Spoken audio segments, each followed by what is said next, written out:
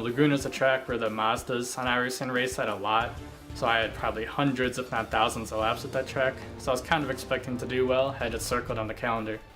The race was about midway through the season, so at that point I kind of knew that Elvis and Mikel were the number one and number two drivers. Let's get ourselves ready. Matt Busa with control of the field then here for what is an important race. The green flag in the air and we are underway. Busa leads, Rankin in second. Garda is up into third position. And Matt Busa, this has been a really impressive drive. To put the car on pole, mighty impressive indeed. But everything that Elvis Rankin and Mikel Gadi have thrown at him, he's responded. He's a tenth quicker than both Rankin and Gadi last time by. So whenever he's been asked the question, he's had the answer. Rounding the final corner, Matt Busa with a good drive off of the exit. This is vindication for a 10-plus year sim racing career. He takes race one here at Laguna Seca. Anytime I'll see a chance to go from sim to reality, I'm going to take it. I'm going to try my hardest to make it happen, and luckily we were able to do that with Skip Barber, and we got the Skip Barber Racing School at Lime Rock Park. So Lime Rock is my favorite track in iRacing. I have thousands of laps there. I used to always make sure I held the world records and the solstices on the Mazdas there. And if anyone beat me, I would be on the computer before school to try to get that new world record. It was tough to sleep that night before. My whole life, like I said, just wanting to be this real race car driver, and it's my first opportunity to drive a real race car. Seeing the track for the first time in person, after seeing it so many times in the sim, was just unbelievable. Like, I expected the track to be similar, seeing the signs, I'd be like, oh yeah, I know that sign was going to be there. There was one tree in particular, actually, the way some of the tree branches are, it's really thick branches so they don't move throughout the seasons. Angled kind of over the track, and it was my braking point actually on iRacing. And then I get in the real car and it was the same exact thing, and the instructor actually mentioned that tree. I was like, I already know that, thanks to iRacing. We got to go on a skid pad. We had a slick right rear tire on an old Nissan Altima, and we just did some circles, understanding what the car felt like when it was tight, had understeer, or loose oversteer. We also had a bunch of classroom instructions, videos, taking notes, learning the track, learning about the formula car. I did have some nerves though. I really wanted to be able to feel what a car at speed when it oversteered felt like so I can correct it. And I was just a little bit nervous that the first time it oversteers that I wouldn't feel it and I might spin out. So day 2 was our first day at speed.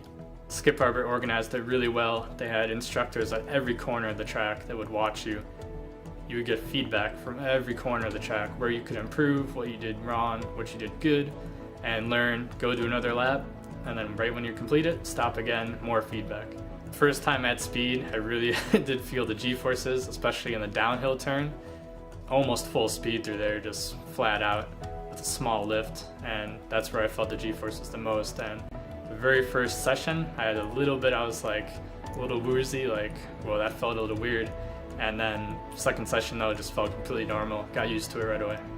Yeah, the differences between the real car and the sim car is really not many. Just the visual aspect, first of all, when you get in the car, the steering wheel, the colors of the buttons, where the buttons on the wheel are, everything the exact same.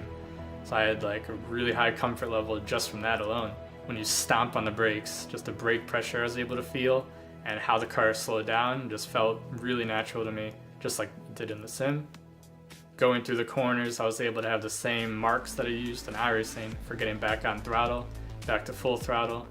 As far as feeling the car get oversteer, like I mentioned, I did get oversteer once, and it was in the moment a little scary because I was like, whoa, I didn't expect that. But then I was able to correct it, and it just was super natural, and that just gave me a ton of confidence right there. And from that lap forward, I just pushed harder and harder because I knew that if I did get a little out of shape, I would be able to correct it because it felt just like it would in iRacing. I just want to be back in a real race car. That's my dream. That's my goal for the future. Live, breathe, eat, sleep racing. I sim race almost every day just for fun because racing is in my blood. It's in my DNA. It's what I want to do. So hopefully I get another chance to hop in a real race car and prove myself.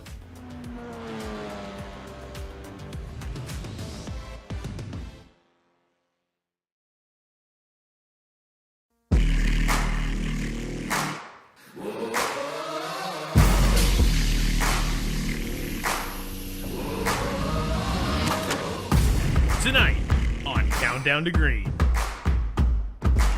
we recap all the action from Daytona. We talk with part owner of Rise Esports, Mamba Smith. We take a look at how you're racing at home with the Logitech Show Us Your Rig segment. All that and more tonight on Countdown to Green. 'Cause we're invincible.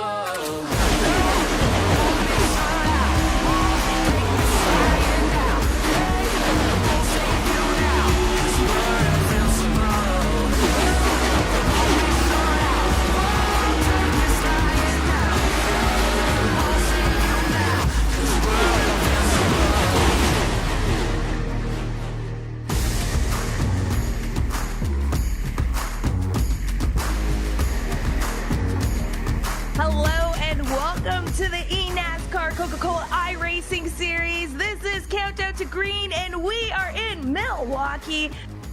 I'm your host, Camille Salazar-Hadaway, and joining me as always, we have Alan Cavada and Blake McCandless. How you doing, Blake? I see you're twinning today.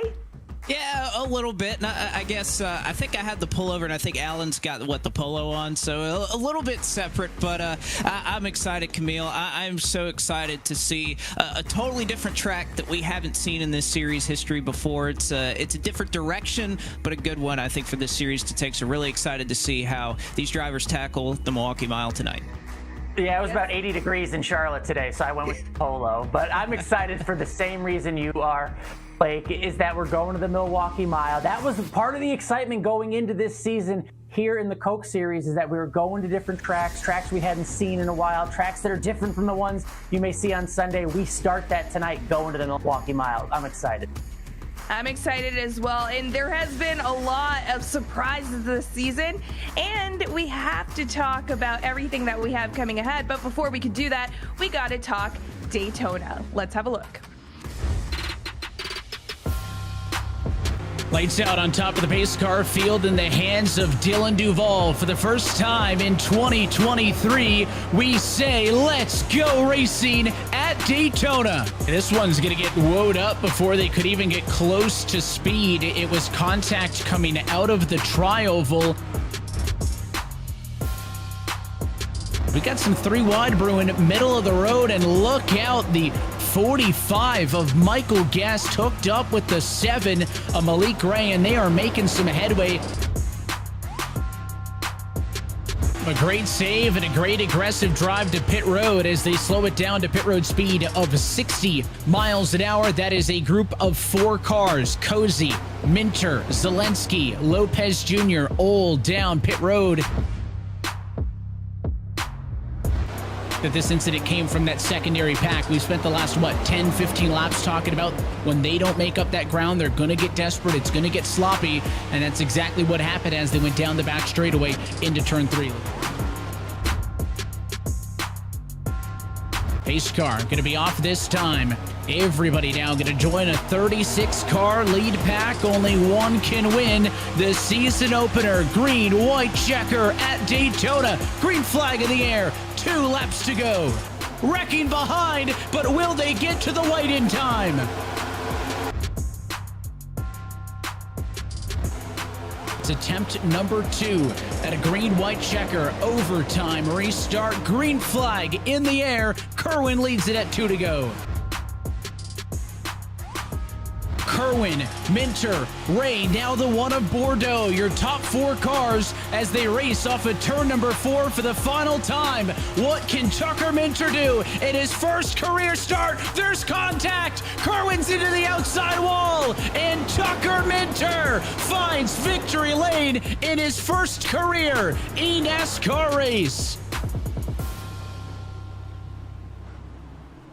Wow, what a ending to that race. Just when you think someone's gonna lock it in, you never know what's gonna happen. Blake, what were your thoughts? Well, first off, it's incredible to see Tucker Minter win in his first career start. But the one thing that really sticks out about Daytona is who was up front yet again. Casey Kerwin had something to say about the outcome of this race. And this is something, of course, he won the championship last year, we know, but he's on a hot streak dating back to last year. Hasn't finished outside of the top 4 in his last 5 starts. And I think we're going to see a better version, if you can imagine, of Casey Kerwin this year. He's battle tested. He has the playoff experience. He now has the championship experience. And I still think, despite the fact that, you know, he won $100,000 last year, that he is as motivated as ever to try to get the job done. And again, this is at Daytona. This is a track where he could have easily just not gotten track position, not been a part of it. But Casey Kerwin still a factor at Daytona. I think he'll be a factor tonight as well, Alan. Yeah, and I was surprised from Daytona, guys, that where's the controversy? Am I the only one who thinks Casey Kerwin got turned at the end of this race for the win? If you look online, if you ask the drivers, yeah, I think I might be the only one who thinks that. So, look, it was an aggressive move. Tucker's got to do what he's got to do for the win, but it did just surprise me that there wasn't more talk that Casey got turned, because I thought that wasn't really a heck of a block that he threw. So kudos to Casey. He is the champion for a reason, and I think it all starts with him. When we saw the final lap here in Daytona and what it was going to come down to and how exactly it ended, again, Casey's in position to lead this entire race, or to lead in overtime and get the victory, and he ends up not doing it. But he was the one, I think he sort of took blame, said no hard feelings, and I think everyone's attitude kind of fell like a domino from that. But to me, I felt like there would have been more controversy, especially with the online chatter. It wasn't there, Camille. You're the only one looking for that controversy. Not even Casey is, all right? Let it go. Let it go, Alan. But we know Tucker took it, so let's find out what that means for the points, Blake. Well, we take a look at our point standings here, and again, one race in, a lot more to happen, but I think the one thing looking at these standings that really stands out to me, how about Tyler Gary, a debut race for Tony Kanaan Esports? Didn't talk about him a whole lot in that race, but as far as rookies are concerned, he was just one of 3 that sits in the top 10 of the point standings right now. What kind of springboard is this for the rest of his season, being able to carry that momentum and prove to these drivers that you can execute on the long run? You can also be put in very high pressure situations early in your career. Again, there's no level of racing like the Coke Series that these drivers are going to experience. So very a good run for him. And oh, by the way, 11th through 13th right there, all 3 former series champions. Ooh, looking nice. And you know what you mentioned, Kanaan Esports. Alan, I have to ask, what does this mean for the team standings? Yeah, check that out. I mean, it's Kanaan Esports right up there in the top 10. 3 new teams in the top 10. That's what I see. Some new blood there. Alan Bowes, a part of Front Row Motorsports. I think those Front Row teammates could have worked a little better at the end of the race, frankly, in Daytona. Him and Michael Cozy Jr., they could have worked together, and I think one of them should have probably won the race. I'm a little biased because I picked Cozy, but just seeing Front Row up there, you know, being on top of the points. You have Kanaan Esports that we mentioned, and also Pittsburgh Knights. We can't forget them. Corey Vincent, Ryan Doucette, to have them get a good start at Daytona, that's important. We talk team standings all year for a reason, because that pays some money as well when we get to the end of this year at Homestead. So the team standings so important, and even after one race, it's good to see some new blood up there. All right, well, we do see one team that is capping out the team standings, Rise Esports, and there's still lots of time for them to pull up in the ranks. Meanwhile, we got a chance to sit with the new team owner, Mamba Smith, so let's take a look. I'm excited to be here. iRacing has given me so many opportunities. Without iRacing, when I was out of the seat, I never would have been able to keep working on it to compete in the Diversity Combine, NASCAR Driver for Diversity Combine. So it's excited to be back in the space. It's been a minute. It's changed a lot, but I'm excited to be here. I've always wanted to be an owner of some kind, you know, and I've done it a little bit in late model racing. And now to be here in the iRacing doing it is even cooler. And these guys they're excited. You know, they want to win. And I tell them, look, we're here to have a good time, but we're here to do it at a high level. So getting to know them and their personalities a little bit, I'm gonna pull them out of their shell a little bit. They're gonna probably be a little new to some of what is Mamba Smith, but we're gonna have a good time, and they're gonna really show out and show up this year. I'm excited. I don't know. I'm going to be honest with you guys. Anything that you see from Rise Esports is probably not planned from the start. It's very off the cuff. That's very much how I am and how I operate. I'll be, sitting there just thinking about ideas and fire off into our text group, and everyone so far seems to like it, so it's working out good. But I remember being a kid, and on the 50th anniversary, Hendrick had that car, and it was so cool and it was iconic. It was a one-off, right? No one else could do that. And the minute I saw 75, and obviously I'm wearing the shirt with this badass logo, I'm like, we got to be able to play into this somehow. So I asked the powers that be, and apparently the number was available, so we scooped it up. I would say to make sure to be on the lookout for some cool designs incorporating the 75th anniversary, some history, some legacy stuff, and of course we got the 46. A little cold trickle action going on over there too, so you never know what we're going to be coming up with.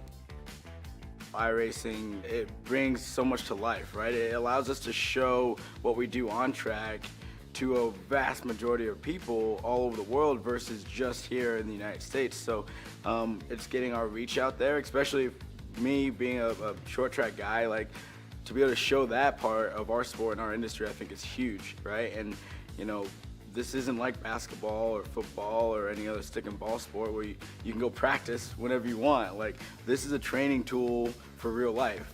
And our drivers here in iRacing and in the Coke League, they're really ready to go to real life. This is a step for them to make that. And some of them will. And I love seeing that. We've seen guys like William Byron, Josh Berry, Raja, have used iRacing to step into real world, and it pays off dividends, obviously. Great stuff from Mamba. It's so cool to have new blood in ownership right here in the series. We saw that in the point standings. But just to, again, have that connection to the Sunday series, right? The pavement on NASCAR, we get that with Mamba. He's known as the chief hype officer over at NASCAR, so he can bring some of that energy down here. And a rumor, he talked about cool paint schemes. It sounds like they've got a cool one tonight dedicated to 2003. Oh, look at that. That is a throwback, a retro for Matt Kenseth when he won the championship back in 2003. One of the killer bees. That is black and yellow, black and yellow, black and yellow. Pittsburgh team. They're gonna be mad at that, guys. I wanted to hear you sing the full song, Alan. I was waiting for it. I thought you were committed here. We only have so much time, Camille. Maybe next episode. All right, we'll be waiting for it. That's my dream for the end of the series, to hear Alan sing Black and Yellow. Maybe we'll make it happen here. But for now, we actually got to talk about a series, our companion series, that got a little yellow going on as well, Blake. It certainly did, and that is the eNASCAR College iRacing Series. This was back last Tuesday night at Dover, and again, this is an opportunity for students, if they're going to college, that they can sign up through the Time Attack feature through iRacing and compete for scholarship money obviously to get a little bit of that tuition paid off. Which, first thing about this series, I'm so jealous that I have graduated and I'm not a student anymore, so I cannot compete in this series. But you could see this is per race, $3,500 to win on iRacing, and that gets cut off of your college tuition. I mean, that is an incredible opportunity for a lot of these drivers. $15,000 a race, $60,000 for the entire deal. Logan Clampett, obviously a part of the Coke Series, won that race. Daniel Buttafuoco, an eNASCAR champion in his own right, took home second. But man, that is an incredible opportunity to take home scholarship money on iRacing and to represent your university. Yeah, you're helping progress your education, but also following your passion as well. It's the dream. Sorry, you had to miss out on that one, Blake. Oh well. Maybe you'll enroll in school again. Who knows? But for now, we actually had a chance to catch up with Ryan Luza, and our in-pit reporter James Pike got all the deets on him competing in the snowball derby.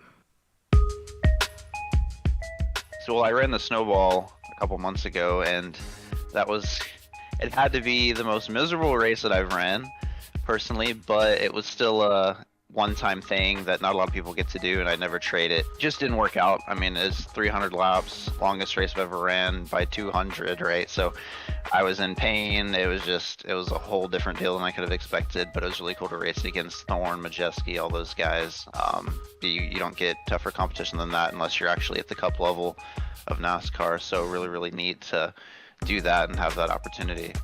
Let's dig into New Smyrna a little bit and talk about your World Series, because you did have some success. I saw a good chunk of it on social media. So what was it like to go to Victory Lane at one of the bigger short track events of the year, and at a track that also conveniently is available on the service as well? Did you use the New Smyrna and the Sims to help prepare for getting to Victory Lane? I didn't get on too much. It was a last minute deal. I got the call on Tuesday, and I had to get my flight out for Wednesday night. So it was a really, really last minute deal. But I had turned laps in New Smyrna, and I'd been there a couple times in real life. But yeah, it was a really, really neat deal. I never thought I'd run Speed Weeks just because of the cost of it, but we got a really good deal. So I have to thank everyone at Jet Motorsports for that opportunity, as well as AMS Roofing and Nuvo Elevator for helping make it happen. It's a tiring week. We're there for 9 days, and you're out past midnight probably every night, and at the track, leaving the hotel before 8. So really, really fun week, very tiring, but really cool to be able to get to do these once in a, I wouldn't say once in a lifetime, but cool to get to do these big events, like the Derby and Speed Weeks. So hopefully we can continue making these big events happen.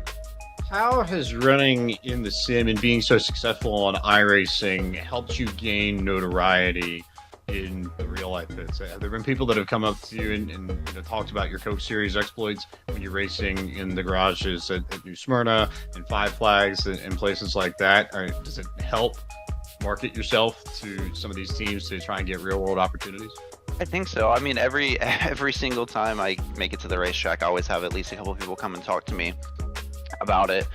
And as much as I hate to say it, I think I'm more known for iRacing stuff than I am in the real life stuff, just because I haven't got to race that much. But it's cool because it's a different angle to have to be known. You know what I mean? Because that's what's important, is people recognizing your name, and that's what brings sponsors. So it's definitely helped a lot, but I probably would prefer being more well known for real life stuff. So we'll see if we can make that happen. I know that you've spent a lot of time in the sim, a lot of time racing there and places elsewhere. What's that sort of symbiotic relationship like? How does running in the sim prepare you for running in the real world, and how does running in the real world help you out in the sim? See, I don't really know the answer to that, but I know that it has to help because, compared to all these guys that I'm racing with, I race a fraction of the amount they do, but I get to come on and I race whenever I want, right? So I'm a firm believer that that's always helped me. Like last year I raced 3 times in the entire year, and everyone else races 30, 40 times, you know what I mean? They're racing every weekend. So I'm a firm believer that's what lets me be able to show up after not being in a car for a year or two, and just come up there and be competitive and go out and win races.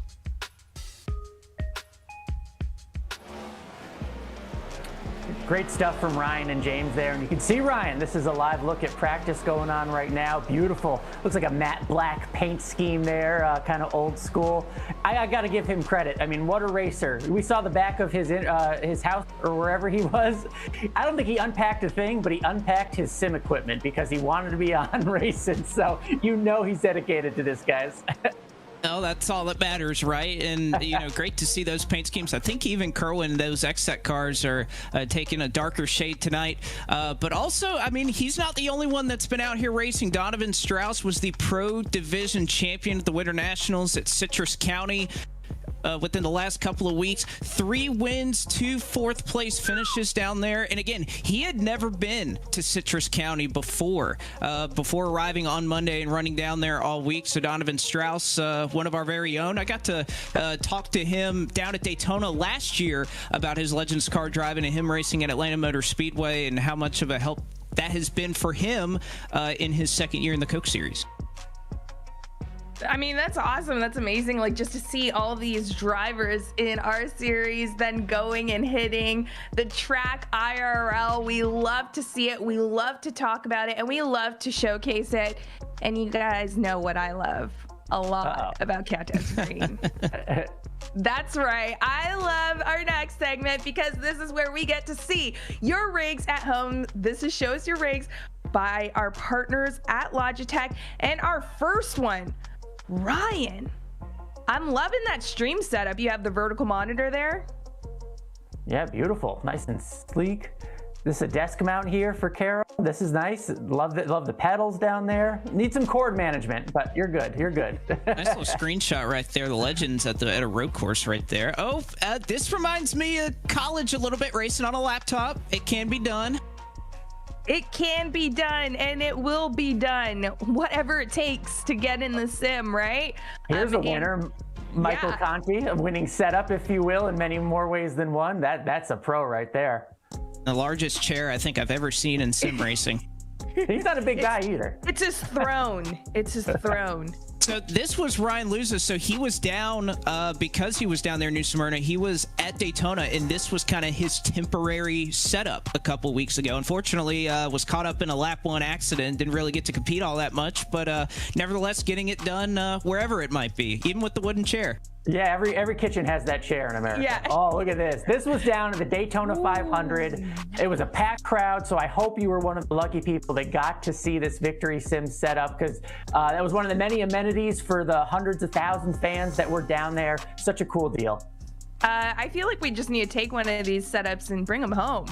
Yeah, we come on. need to take them and bring them home, but we want to see more of your setups at home. Use the hashtag eNASCAR. Tweet us at iRacing as well to show us your rigs. We love to get a glimpse at what some racing looks like for you.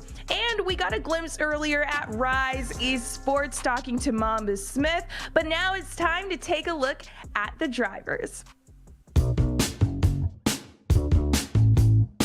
I've been with Rise since way back before it was even branded as Rise Esports. We were Richmond Raceway Esports, and before that, we were the Chaos crew with Richmond Raceway. So we've been around a long time. It was the first team to come into the series, and now we have 20 of them. And I've just had a lot of loyalty there, and I really want to chase a championship with these guys. We've had a lot of success, but haven't chased that title just yet, and that's what 2023 is all about. I'm returning to Rise Esports because of the culture. I love the people and the atmosphere we've built over the last few years.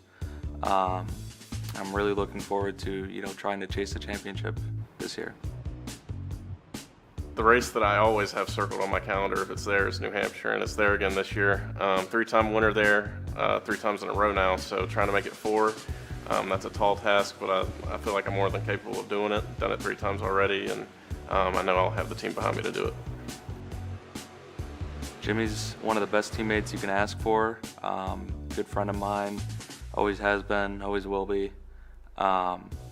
We work well together and very easy to get along with, so makes my job easy when your teammate's easy to get along with.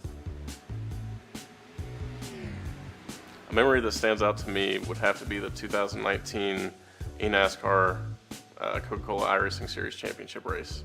My teammate Zach Novak ended up winning the championship that night, and I just remember I ended up 3rd that night, led a lot of laps, and was just kind of with my buddy Zach the whole time in his route to his first championship. So that was a really cool experience for not only me, but obviously Zach and our whole group, and getting to celebrate that. In real life, we all got to go to Homestead after that and celebrate together, which was really cool for all of us. Very memorable moment for me in my life and my family's life.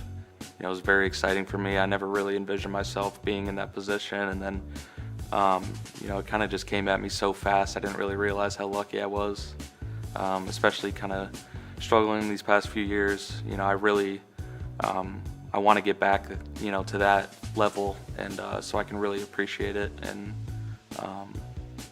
really enjoy it for a second time.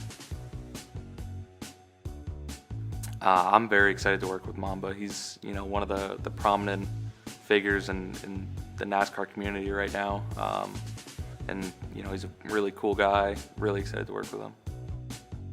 Super excited to work with Mamba Smith and everybody on the back end over there. I think the energy is great. I know that we're going to bring out a lot of good content this year with Rise Esports. And I think Rise is going to be the most fun team this year, and I think we're going to prove that every single day.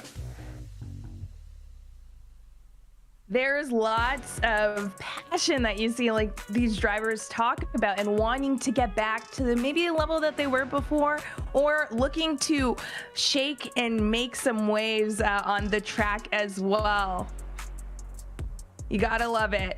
Now I want to take a chance to go down the Milwaukee Mile. Blake, what can we expect with the race ahead?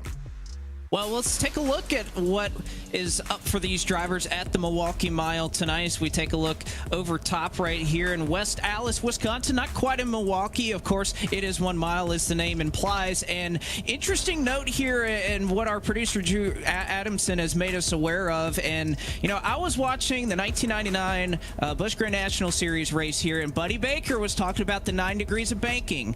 iRacing's data that they scanned is 5 degrees. So every media guide, every bit of track information out there that says 9, guess what? It's actually 5 degrees of banking. So even less than it probably should be listed at, but the data is not wrong. And of course, it is the debut race for the eNASCAR Coca-Cola iRacing Series.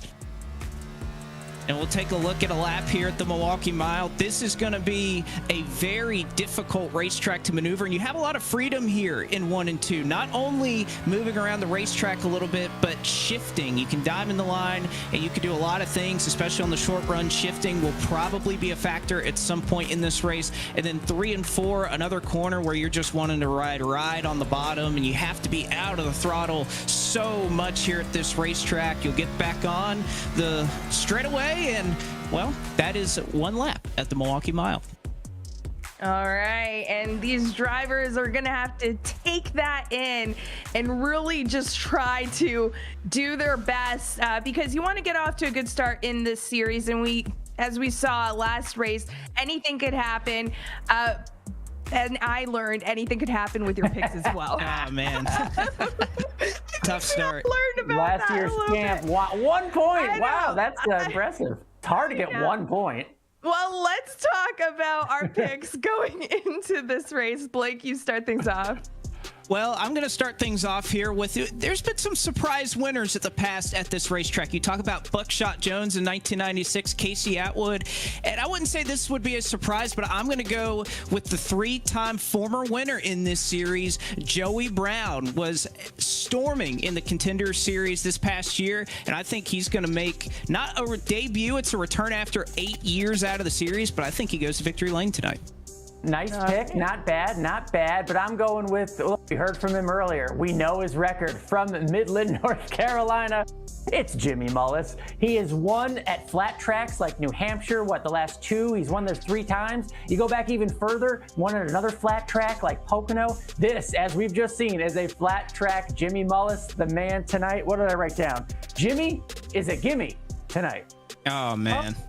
Man, now we have to come up with catchphrases. Thanks, Alan. Thanks. Hashtag. For my pick, I am going back to who I know and love, Steven Wilson. Last year, he brought me lots of luck, and I'm looking for a little bit of redemption and to play it safe because last year he actually did not too bad on this track. So let's go. Hopefully. We're going to play it safe and come out with a good pick. Can't go any worse than last week. That'd be very tough. Thanks for rubbing it in my face. But we have no more chat to get to because guess what? We are getting closer to race time. And we have the race coming up right after this break. So stick around. Racing isn't easy, but experiencing it is. iRacing puts you in the driver's seat with the industry's leading sim racing game. Drive on laser scan replicas of the greatest racing circuits from around the world.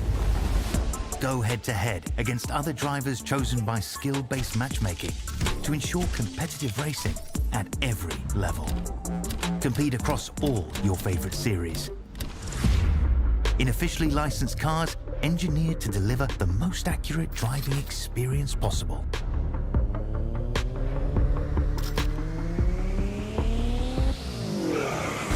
Join a race or host your own with players from across the globe. Race against the computer or in a league with friends. Feel the thrill behind the wheel. Visit iRacing.com.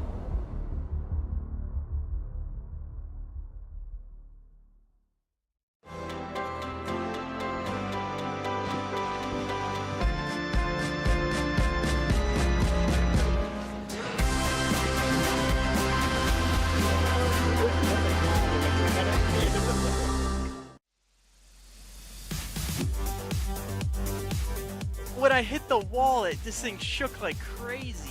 I have experienced that in real life, so I can compare. I tend to choose rally games that are really putting the actuators through their paces, and they've been holding up really well.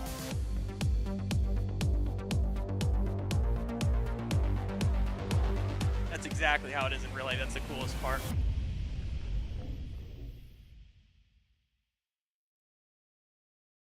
Here and now is when it matters most. Heavy damage. Not last month or last week or 48 laps ago when that bumper fell off. He's done. Here is where it must be left on the track. The anger, the hunger, the passion, and the drive to do whatever it takes to make it across that finish line first. Blow those rear tires off, bud. Now is when the future is written in the NASCAR Craftsman Truck Series.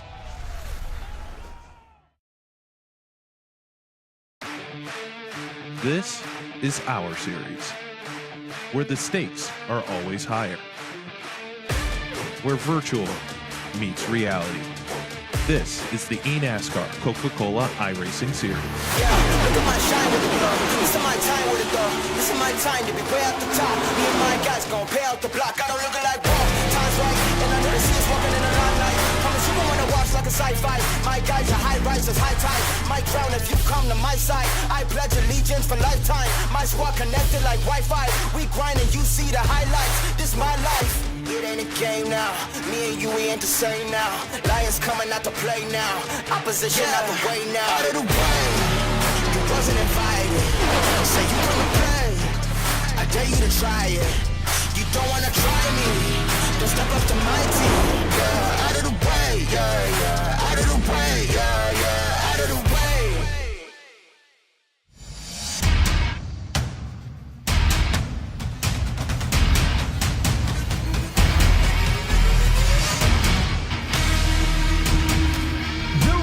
To $300,000 makes a rare first in the series' 14-year history, where tonight from iRacing's virtual Milwaukee Mile, we say good evening, sim racing fans, and welcome to round number 2 of the 2023 eNASCAR Coca-Cola iRacing Series. And happy that you're with us upstairs as always, joined alongside by Blake McCandless. My name is Evan Pasoko, and Blake, it is true, not many things can surprise us these days in year 14 of eNASCAR iRacing competition, but there are two notable firsts. The first here tonight, and it is not a new track. This track has over 100 years of history. Tonight, though, it makes its first stop on the eNASCAR calendar.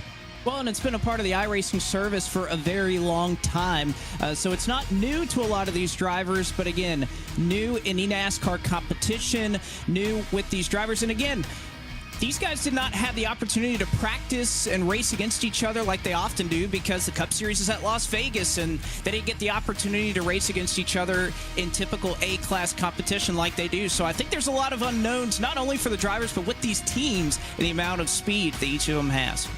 We've never seen a NASCAR Cup race here at Milwaukee until tonight with the eNASCAR. Let's go down trackside and introduce you to your starting grid for tonight's D-Box 100. It is a William Byron Esports lockout on the front row, as both Nick Ottinger and Matt Busa will occupy the number 1 and 2 starting positions, and it is an Elliott Sadler Esports lockout with 3rd and 4th for Cody Bias Morris and Derek Bordeaux. Then row number 3, we'll see the Team Dillon Esports entry of the 3 of Jordy Lopez. That team headed by Austin Dillon alongside the X-Set number 95 of Casey Kerwin. Row number 4, we'll see the Stuart Haas Esports 41 of Dylan Duvall alongside the Charlotte Phoenix 48 of Graham Bolin. And inside of your top 5, you'll see the Jim Beaver Esports number 7 of Malik Ray alongside the Junior Motorsports number 8 of Michael Conti.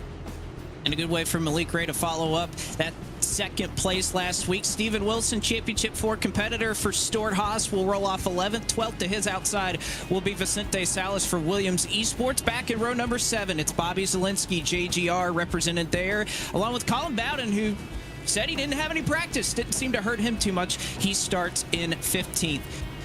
Alan Bosey inside of row number 8 for Front Row Motorsports, along with the Pittsburgh Knights' own Corey Vincent to his outside of the 16th position. Michael Cozy Jr. starts in the 19th position, or excuse me, 17th position. Caden Honeycutt in 18th for RFK Racing. 19th and 20th, respectively. Back to row number 10. We'll go to Wyatt Tinsley and Parker White. Couple of new teams there on row 10 with Tony Cadon's entry as well. Then you have the FGR Excel number 12 of Garrett Maines alongside the Latart Esports 36 of Brandon McKissick. Row number 12, we'll see the X-Set number 4 of Ryan Luza, and the second of the Junior Motorsports Chevrolets. It's the 88 car of Kevin King. Then the Rise Esports fueled by Sudoku 46 of Jimmy Mullis alongside TK's second entry. It's the Canadian Esports 66 car. Dylan Alt's number 40 for Latart Esports, going to be alongside the FGR 14 of Joey Brown. And through position number 30, it's the RFK Racing 6 of Timmy Holmes, and the 2311, that's the joint venture between Denny Hamlin and Michael Jordan, the 45 car of Michael Guest. Well, you can see right there Mamba Smith's own Rise Esports. A beautiful throwback, but unfortunately going to go from the 31st starting spot tonight. 32nd will be E-Racer's own Colin Keister. Back in row number 17, Ryan Doucette for the Pittsburgh Knights and Derek Justice for the Kansas City Pioneers, starting in 33rd and 34th. The other 2311 entry, Keegan Leahy, starts on the inside of row number 18 with last week's winner going off from 36th in Tucker Minter for Team Dillon Esports, who, by the way, has a sponsor on that race car. Inside of row 19, Jim Beaver's own Garrett Lowe and Donovan Strauss for Williams Esports on the outside of row 19. And back in row 20, just one driver back here, Daniel Falkingham for JGR. 39 drivers set to do battle for us tonight at the Milwaukee Mile. It's looked at the bottom at your iRacing starting grid. No man has more pole positions in series history than the driver of the Logitech G25 Chevrolet. It is Nick Ottinger on a pole position tonight in Milwaukee. Blake, you've got him dialed up. Nick, this is Blake McCandless. It seems to be a pretty good qualifying run for you, but you also have your teammate right next to you. What's your outlook here going into tonight?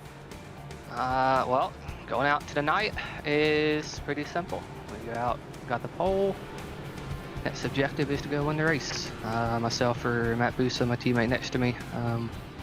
Gotta thank our team, our supporters that are with our William Byron Esports team, Logitech G, and everyone that helps this 25 and 97 team. Try to get on the front row and stay there. Her track position is going to be very important tonight. What's the plans to try to keep it? Well, keep it clean is the #1 game. Everything's basically going to be about managing your stuff early on and not get put in the second lane. You get put in the second lane, you're just going to be utilizing a lot of the right side tire, and do that, you got to really pinch some guys below you and have a chance for the exit. So just keep it clean, keep it out front, manage our stuff, and keep our pit strategy as clean as we can as well. All right, Nick, we'll give you the one to go. Good luck. Appreciate it. Well, that's the guy that's going to kick this thing off. Now walk us through it, Blake, as we take a look at our race analysis presented by iRacing. 100 laps going to be pretty straightforward here. 45 miles an hour and a very awkward pit road entry here that some of these drivers, if they haven't practiced it enough, it may reach out and bite them. Of course, that pit stop time could be anywhere from 12 to about 14 seconds. You have 3 sets of tires available, which by Nick Ottinger's own admission will be very important tonight. Now that fuel window, Evan, it says 50 to 55 laps, but with the amount of shifting or lack thereof, that window could shift pretty significantly depending on if you're going back down to 4th or perhaps even 3rd gear when talking to some of these drivers. It's going to be a good one. A lot of drivers have been looking forward to this one, and another opportunity to try to race your way in to the postseason is on deck right here, right now. As always, happy that you're spending your Tuesday evening with us on the iRacing Sports Network. Pace car to dive down, leaving the field in the hands of Nick Ottinger as we say, let's go racing in the D-Box 100. A lot of squirrely action, beating and banging as they head off to 1 and 2 for the first time, side by side for about 5th, and for the number 2 spot. But up front, it's your pole sitter, Nick Ottinger, clear down to turn 3. And using a lot of that clean air right there to just get clear and get gone is Nick Ottinger. As you can see, the field scattering around them, kind of an established bottom lane is where everybody's going to want to go early. But you see that battle side by side for second has subsided. Cody Bias able to get the best of that. And boy, did Dylan Duval make a very aggressive move down into turn number 1 to try to make it 3 wide, but it's working out for him as he's cracked the top 5. He gained 3 quick spots, started this race 7th. He's 4th right now, and making a big swing to the inside there goes the 7 car. That's Malik Ray trying to make some noise, make up for some positions as well. He is also +3. So common denominator there is drivers who started on the inside. Big gains in the opening 2 laps. We saw a lot of stacking up there up the road. We know that's been a conversation if you watch the Cup Series race at Auto Club this past weekend, but that entire outside lane, not only is the bottom going to be preferred throughout the night, but just not a great launch that you can see right here as we're going to ride on board back here further back in the pack. Garrett Main's running in 17th, and you can see the log jam in front of it, right in front of him, Evan. Just everybody trying to get down to the bottom and trying to find a way around Michael Cozy Jr. And if I've said it once, I'll say it 1,000 times. Garrett always gives us the best view in sim racing with the helmet cam on the bottom left-hand corner of your screen. You can really get a good look at his setup with the multiple monitors. He's got obviously his keyboard down there. Shifter looks like a button box as well. Gives you a good idea how much customization these drivers have. But he's right now being pinched down by that 6'9" of Colin Bowden as the fight for 16th and 17th rolls on. Inside may win out in the end as he squeeze off into the corner, and Garrett's been able to get clear. You can see how much just trying to make up that one spot has really stacked him up behind. You can see Colin Bowden right now trying to hold on the inside. Wyatt Tinsley, Alan Bowes, and Michael Cozy Jr. really close in the battle of those front row motorsports cars. And now you see Bobby Zielinski kind of poking that nose out to the right just a little bit to try and get a little bit of clean air. If you want to feel the sensation or find out more about what these drivers are going through and everything going on in eNASCAR, of course, there's a QR code right on the right-hand side of your screen. And, of course, you can get signed up for iRacing. And if you want to, Evan, I wouldn't recommend starting out in the next-gen car at Milwaukee because it's difficult, but you can work your way up to it. I mean, I have not even an ounce of talent compared to these drivers, but I remember when I started, I struggled with street stocks at Charlotte. So take your time. There's a couple of great cars and tracks that come with that membership and race your way through the ranks. iRacing does such a good job at replicating a professional ladder through racing. You start with some smaller cars at smaller tracks, and as your experience and skill level improves, you can continue to go up the ladder eventually to maybe race these NASCAR Cup Series cars in official racing, possibly one day compete with these drivers in the eNASCAR Coca-Cola iRacing Series. They took that same ladder just like everybody else. Jumping back to 19th spot, that's the number 19, in fact, of Caden Honeycutt now making 1 spot in the forward direction. He goes up to the number 19 spot on the grid for the 17. He's ahead of a couple of rookies, Wyatt Tinsley and Joey Brown, but right here in the midfield, I mean, they are stacked up bumper to bumper, and he seems to be giving it to Jimmy Mullis's back bumper in front. Not a lot of space between those two as it's a couple of drivers battling hard in the midfield. Well, and Honeycutt was pretty vocal pre-race about, he said he's going to full send. We talk about tire conservation and how important it's going to be in this race and saving your rear tires. Honeycutt didn't want any of that. He's going to try to go to the front if he can. And, of course, we ride along here just behind Joey Brown. This is Colin Bowden, who's lost a couple of spots since the drop of the green flag. But as always, Evan, always reliable. Some college basketball going on right before things get interesting here in a couple of days in March.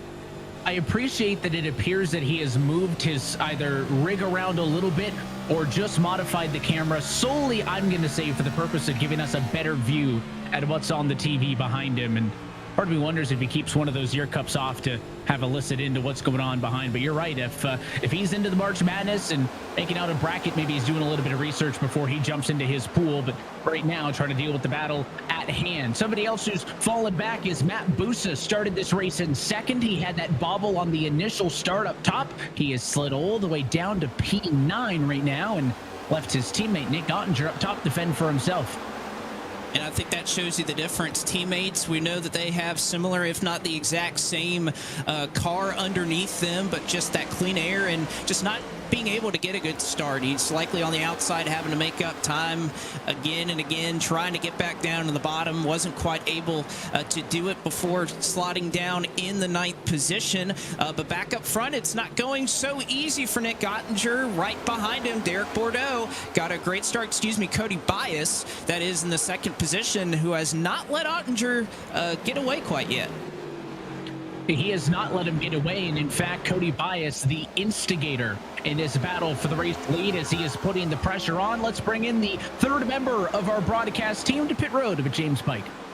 Yeah, I've been keeping an ear in on Cody Bias's radio, and the crew has constantly been reminding him, save your tires, save your tires, save your tires. Their focus is on long-run pace. They're going to try and make sure that Cody's better, maybe 20 or 30 laps on, but they did also say that if you have the opportunity to get Nick Ottinger and control this race from the front and from the lead, go after it and get it. They've been talking about driving lines, noting the differences between Ottinger's and Bias, so a lot of sort of mano-a-mano observations from the crew, just feeding Bias information, but making sure that he stays calm and collected. They like his long run pace right now. They feel like he'll be really, really strong a little bit later.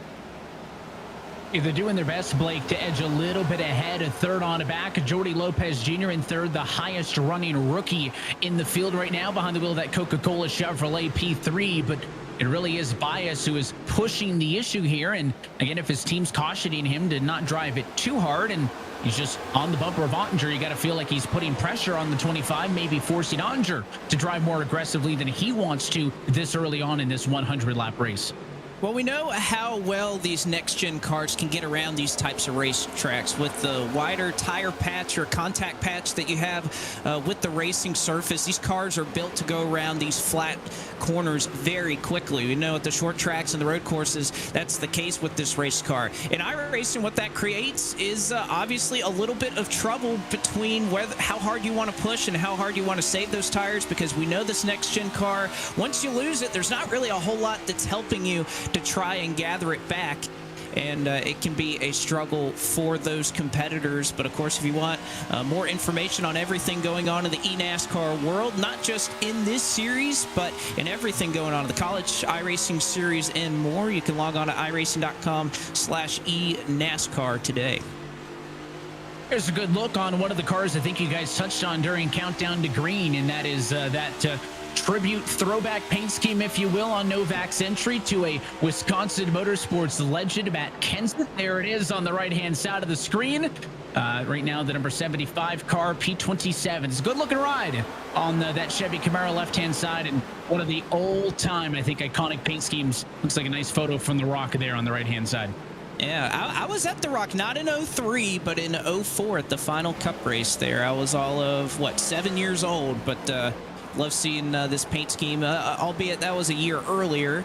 Yeah, always great to see a nice little throwback there. And again, I hear that from that Rise Esports group, that's going to be all season long. We're going to see these types of paint schemes.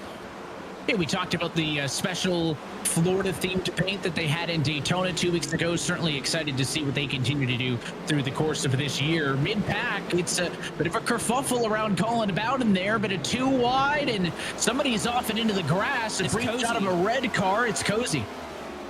Yeah, Michael Cozy Jr., a little bit of contact in turn number 1. He saved it and went through the grass, so no caution there, but have to imagine there was a little bit of contact. And boy, I don't know what's going on with that 69 car, but it looks evil, and perhaps even a little bit of damage has befallen Colin Bowden, because something with that car is just not driving right. He is way off the pace. He is really struggling. Colin Bowden is down 12 positions from where he started. That is the second most spots lost from the start of the race. The only driver who's lost more than him, the aforementioned Michael Cozy Jr., who got, as you saw, knocked off into the grass in turn number 2. He has lost 18 positions from where he started this race as he's trickled all the way down to the 35 spot. But Bowden going to continue to fight. Maybe a small reprieve here as the battle ends up behind him. It's Kevin King on the outside and Timmy Holmes on the inside of the racetrack. This battle right now for 27th and 28th spot as we are 1/5 of the way through this D-Box 100. Well, and that car on the outside was the one that I think had a little bit of contact there with Michael Cozy Jr. in Kevin King. But back up front, Evan, it's one thing about this race is how quickly the laps are going to count down. Looking up at the ticker, I mean, we're already on lap 21 of this race, 20 completed. It's going by rather quickly. It has. It's had a good pace. We talked early, we talked about that fuel strategy. How will that play into tire degradation? I think as well, all it takes is for one yellow to screw up a seemingly very orderly race strategy-wise. And not that we haven't had contact, but so far so good. And you can see that top, 10, 11 or so single filed out, trying to gap themselves from the midfield. But the players up here in the top 5, pretty stable at the moment. Still Ottinger, still Bias with a slight edge over Jody Lopez Jr. in 3rd. Dylan Duval, Malik Ray, Mike Conti up there as well. Of course, you see the full leaderboard scrolling through at the top of your screen. But as these drivers have gotten into line in the mid-pack, Blake, still plenty of side-by-side, but not necessarily at the front of the field as they run right now. No, not at all. And we'll be kind of watching and seeing how this run evolves because we heard earlier how much tire degradation matters, who's going to be able to save their stuff, and this is usually around that time. If you've been running some NIS races on iRacing, this is kind of the part of the run where if you've lost your tires, kind of like maybe Colin Bowden did a little bit earlier, you're really going to be suffering on those tires, and if you save them, James, well, you might be in a pretty good spot.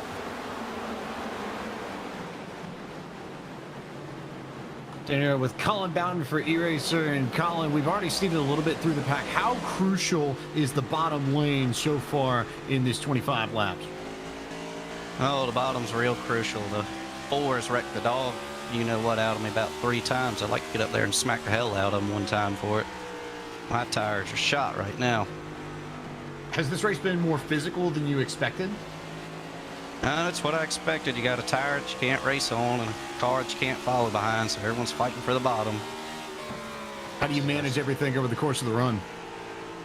Oh, I'm just going to manage everyone going by me here because that's about the only chance we got. My tires are shot all to hell right now. Well, Colin, get back to it. Got plenty of racing to do and defense to place. He's got cars to his inside. And you can see all that chatter bottom right hand of your screen is Colin about it in constant communication with the team. And I don't know, something just tells me he's not telling them how beautiful it's driving right now as he continues to slide further back and further back, just now getting overtaken by his eRacer teammate, the 42 machine of Colin Keister. And next on deck to try to take a crack will be the D-Box Chevrolet of Brandon McKissick. Tucked in line behind them, there's the 36 machine trying to make up some spots as McKissick's done a pretty good job of making his way through the field in the opening 26 laps so far. Yes, he certainly has, and there's been a couple of drivers that we're really starting to see. You either really have a good piece or you really have a bad one. I think Joey Brown's a good example of that. Started in 28th, finds himself in the 18th position. Garrett Main started 21st. He's up to 14th, so there's definitely, we're kind of at that point in the race, Evan, where we're starting to see comers and goers. And I know we mentioned this at the top of the broadcast, how different it is for these drivers to not be able to prepare against each other. One of the hallmarks of the Coke Series is kind of running the Class A Open Series the night before that has often aligned with where the Coke Series is going the next day. Well, guess what? The Cup Series is at Las Vegas, and that's where pretty much all of the top 3 NASCAR National Series vehicles are in iRacing. It's at Las Vegas. That means these guys didn't get to test against each other, so knowing where these teams are going to be in regards to speed, you're likely not going to see everybody quite as close together as they often are, James. Yeah, keep an eye on Team Dylan Esports' Jordy Lopez. He said to his crew on the radio that it feels like everybody's been saving. He noted that lap times throughout the first 3 laps of this race have been a lot slower compared to what he ran in practice. And most importantly, he said, and I quote, "I'm going to try and go right around lap 30. That's when I think I need to start making my push." So Lopez has been saving up to now, but he's going to start pushing. So let's watch Jordy Lopez over the next 15 to 20 laps and see what his car does, whether or not he charges to the front or fades. It could be telling, and it could be something that a lot of the other drivers watch in order to determine their strategies for later in the race. Well, it's a great looking Coca-Cola entry for the Team Dylan Esports camp. It's not hard to miss him as he continues to chase down the leaders. Nick Ottinger continues to lead the way. He has led all 29 laps so far here tonight from Milwaukee in the D-Box 100.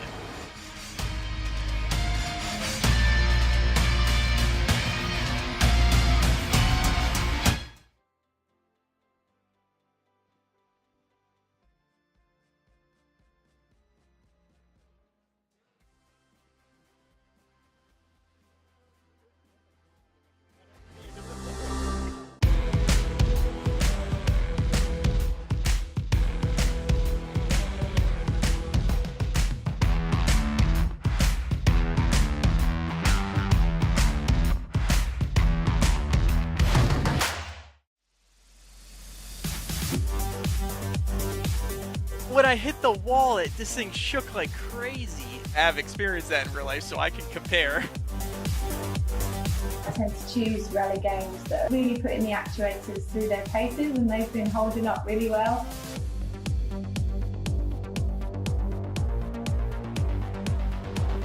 That's exactly how it is in real life. That's the coolest part.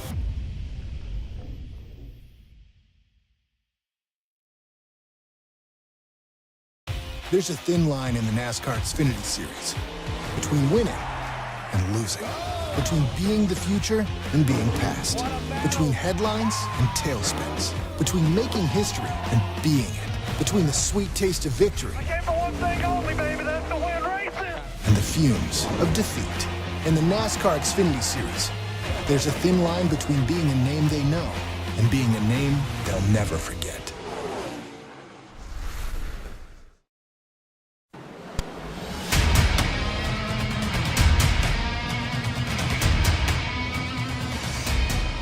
And back live from iRacing's virtual Milwaukee Mile, where coverage of tonight's D-Box 100 is brought to you by Coca-Cola, the official fan refreshment of eNASCAR.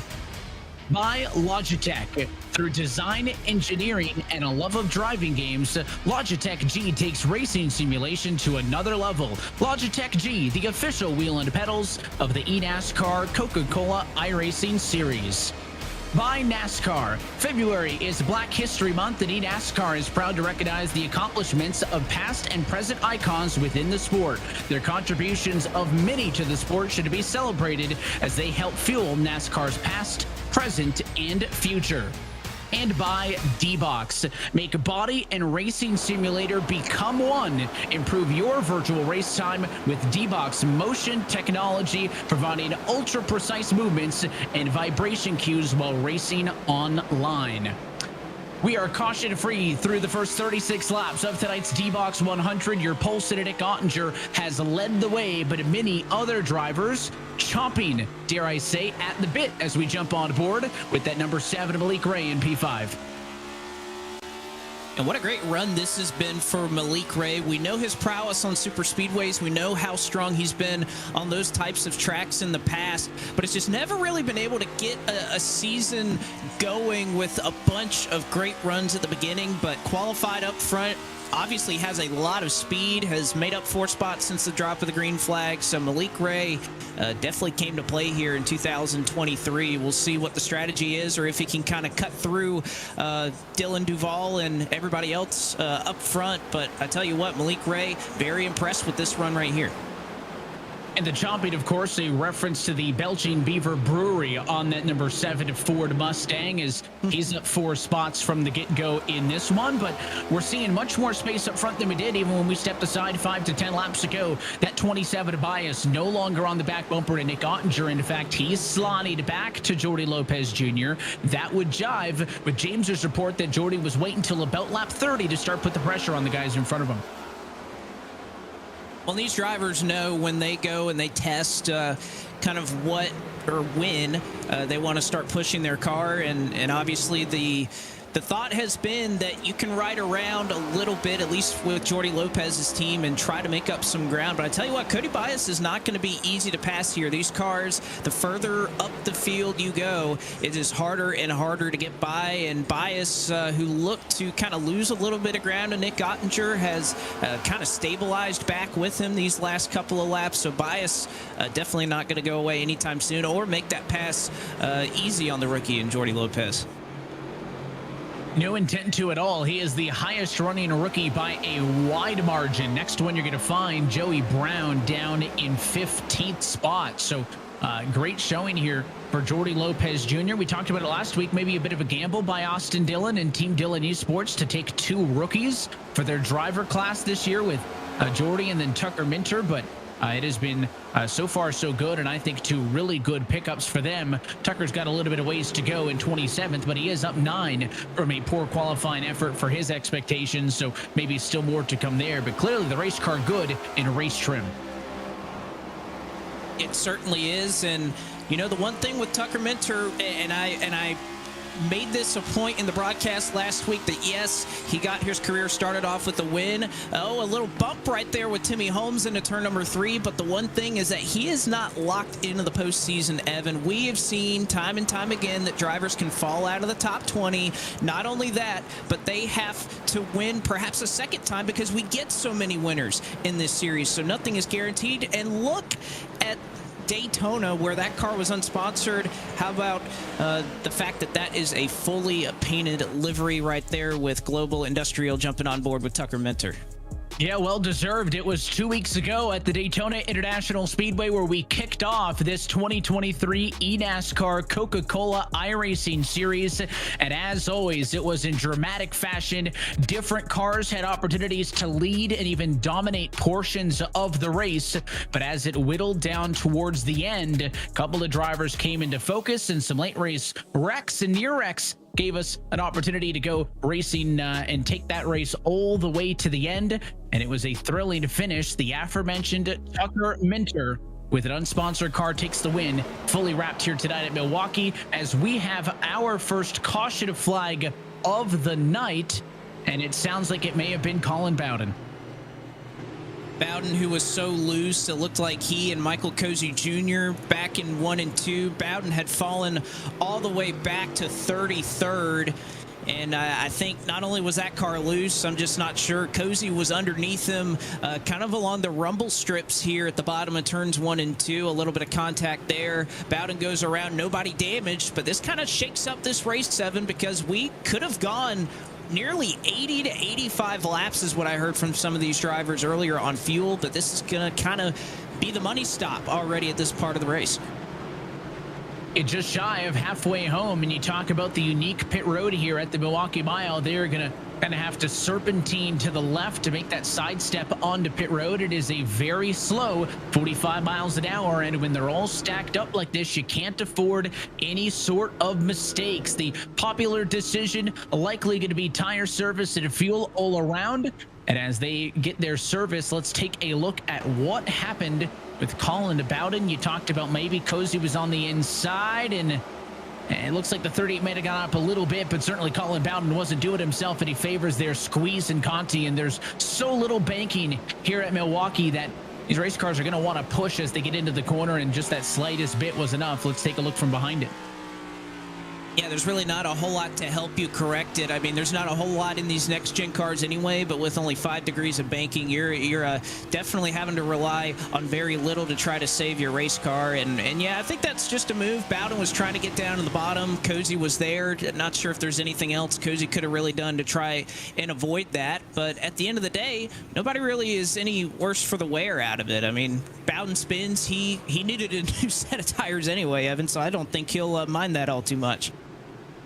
At a tough break, I talk about not making mistakes. I was more so referring to not being, deep into the box or shy into the box, but completely missing the pit box. That trip down pit road, I believe, was Caden Honeycutt. So he's going to have to come back in, re-go that service. And Caden Honeycutt, who had started this race at 18th position and who was running in about the number 25 spot when the yellow came out, is going to go all the way to the rear because he missed his stall the first time through and had to come in this time for service. Lights already out on top of the pace car. Nick Ottinger maintains the top position. It's going to be Cody Bias to his outside, with Jordy Lopez Jr., Dylan Duvall, and Malik Ray in the top 5. It'll be a restart with 54 laps to go in the D-Box 100 as we take you iRacing full throttle.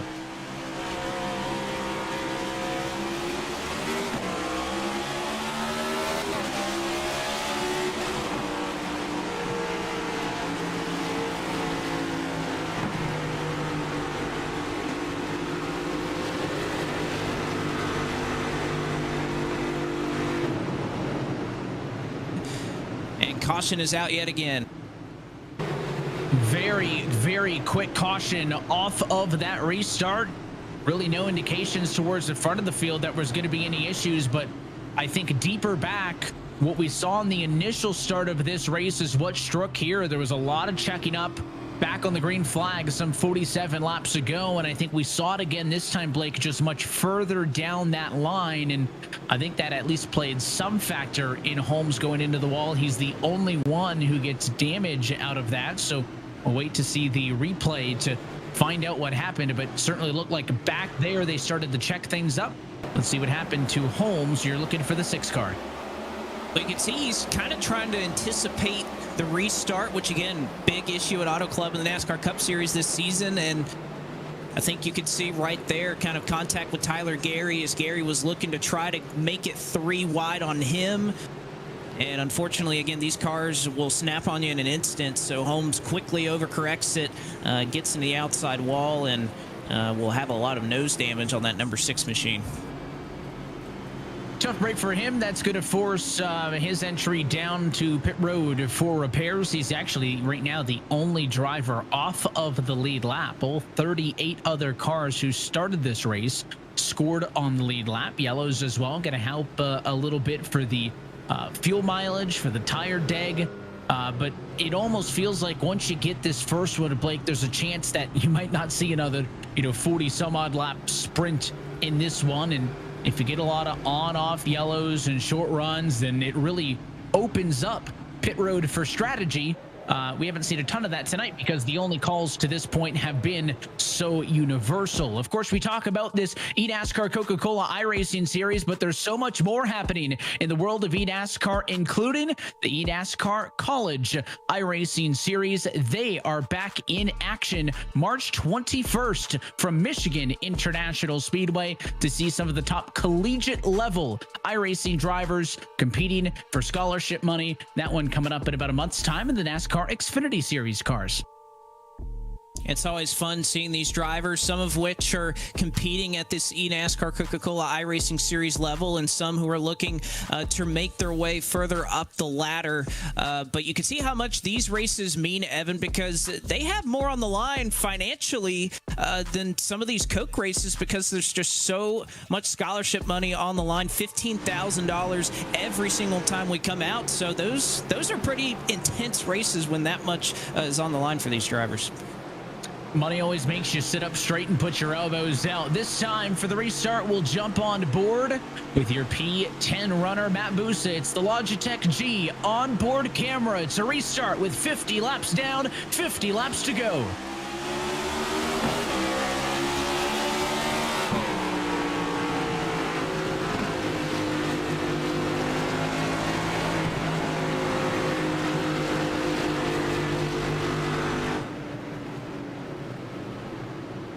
Caution flag this time for the one of Derek Bourdeau, and he is not happy as he gives a whale of a shot to the 12 of Garrett Maines. I know it's over a mile, Blake, but short track, short tempers, something had to have happened between those two. I would love to see a replay of exactly what happened, because I just saw out of the corner of my eye, I believe it was Bordeaux who made contact with the inside retaining wall, the pit road wall there. Parker White was also involved in that as well. I think he hit the outside retaining wall. But yes, I think even after that caution had come out, definitely a little bit of beef right there. We'll take a look at it one more time. Bordeaux trying to anticipate the start. Maines is going to get a run, and well, I mean, in Maines' defense, kind of just got run down to the inside wall. We'll stay here because after this, you're going to see that everybody else is checking up. The yellow flag is out, and Bordeaux has not lifted. Oh, no, and he took out a Williams Esports car. They are certainly not going to like that. That's the 55 of Vicente Salas. I mean, certainly one thing to be upset, Blake, with the contact that goes down into turn number one. Far from the first time we've seen somebody run into somebody's bumper to voice their displeasure, but in the process, 110% completely wrecked the Duracell Chevrolet of Vicente Salas, who had absolutely nothing to do with that accident. Let's see what Vicente sees in all this. Again, yellow is already out, and here comes the one, just cleans out a completely innocent car. That's one thing. I mean, everybody knows that at times tempers flare. You always want to try to get back sometimes at those you think did you wrong. But not only did Garrett Maines, I think he had established position going in there, but recklessly driving back and obviously taking out another competitor who had nothing to do with it. Again, I know the iRacing officials who watch these races, they are not going to take kindly to that, and I wouldn't be surprised if Bordeaux maybe has an answer and perhaps missing the next race potentially. That is not what you are hoping to see, and let's get a word now with Derek Bordeaux. Derek, we'll get your perspective on it. What happened there on that restart and afterwards? I don't know. Dumb moves being made, and after that, I feel so bad for wrecking Vicente under that. That's not what I wanted to do at all. I don't know. It's just stupid from everyone's part, mainly me. All right, you're still sitting here in 16th. I would say the car may not be too damaged. Does it feel okay to you, or you think you may still be able to have a shot to get a top 10? No, shot's destroyed. The car is, I don't know, it's looking fine, but left front crinkled, so I don't know how it's gonna go. Probably gonna be very bad. We'll see. All right, I want to apologize again to Vicente. All right, Derek, thank you for the time. Yep. Well, obviously not what he wanted to accomplish, but obviously letting the emotions get the better of him. You know, enough drivers will debate, you know, should he even give a shot to somebody under the yellow as is. But again, not much reconciliation there for Vicente Salas, who is now a lap down in 38th position after he started in 12th. That again had nothing to do with the contact in the run down to turn number one. We'll try it again, though. Two quick yellows back to back here. The song and dance is the same. Nick Ottinger in control. However, Jordi Lopez Jr. moves up to the number 2 spot. The number 3 Coca-Cola Chevrolet on the outside of the front row. Pace car's gone. Green flag back in the air.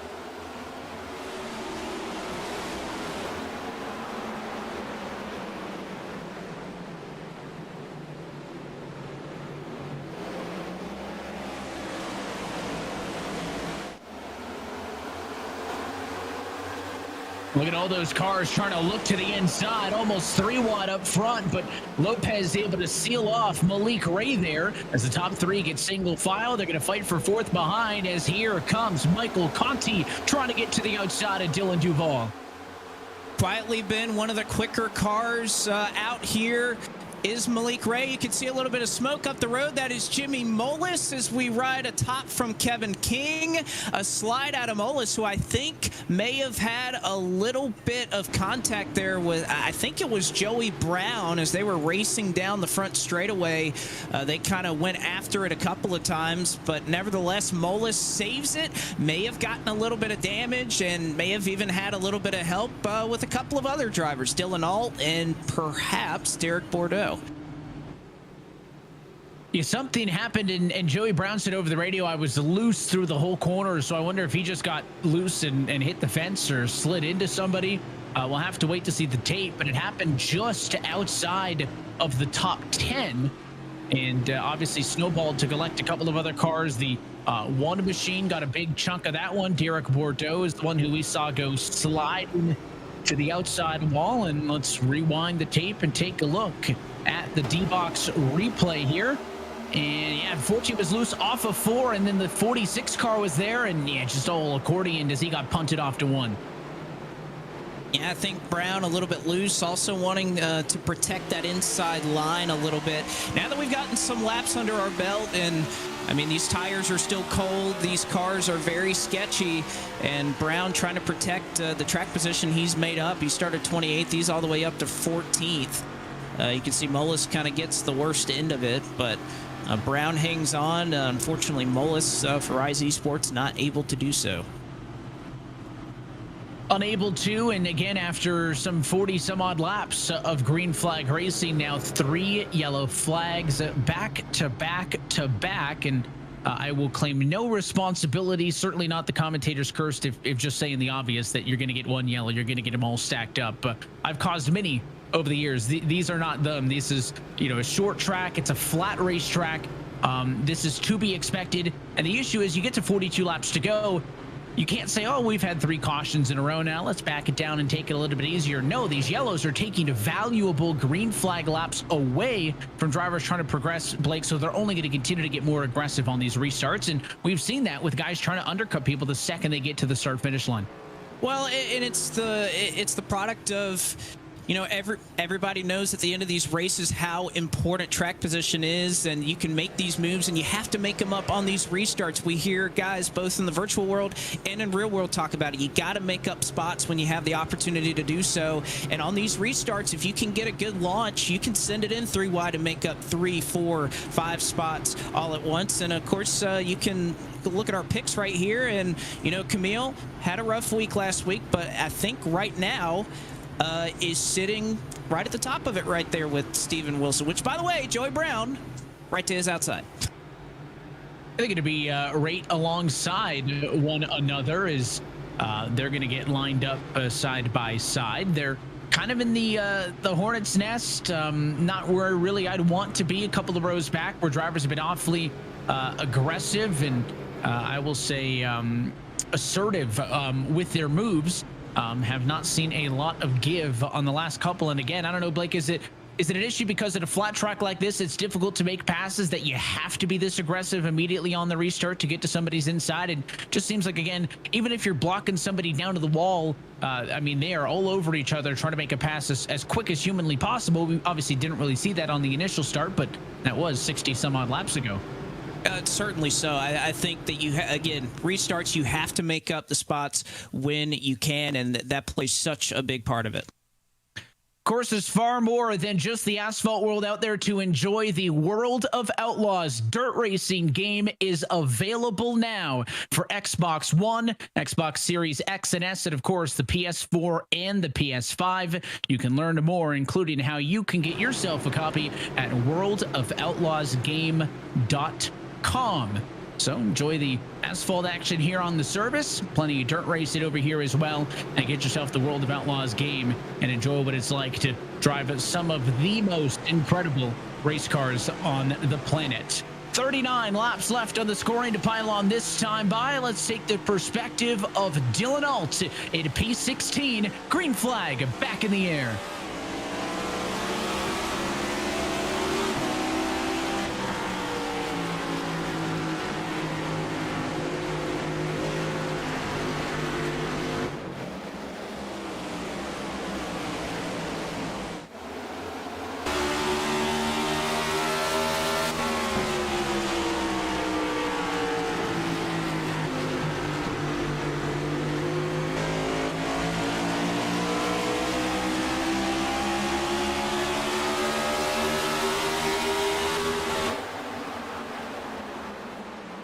And up front, the battle for the race lead. Here comes Malik Ray. Caution comes out behind as the 7 was in front at the moment of yellow.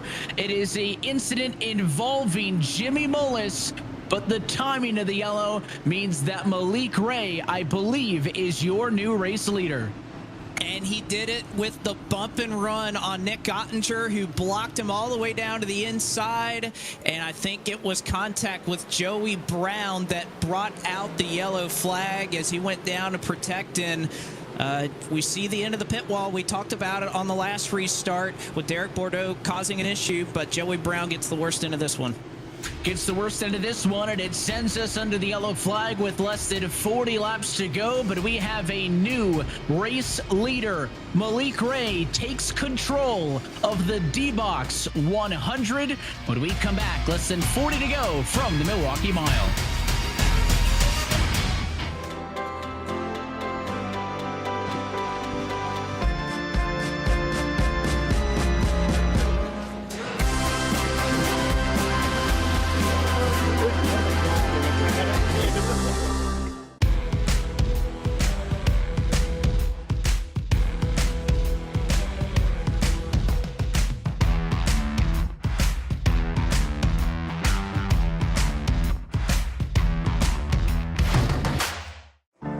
Much has changed over our 75 years, but the thing that never does, the anticipation, the holding of breath until that first green flag drops and the crazy journey begins all over again. If you could travel 75 years from now, you might not recognize much at all. But one thing will never change. That feeling you get when the race begins again.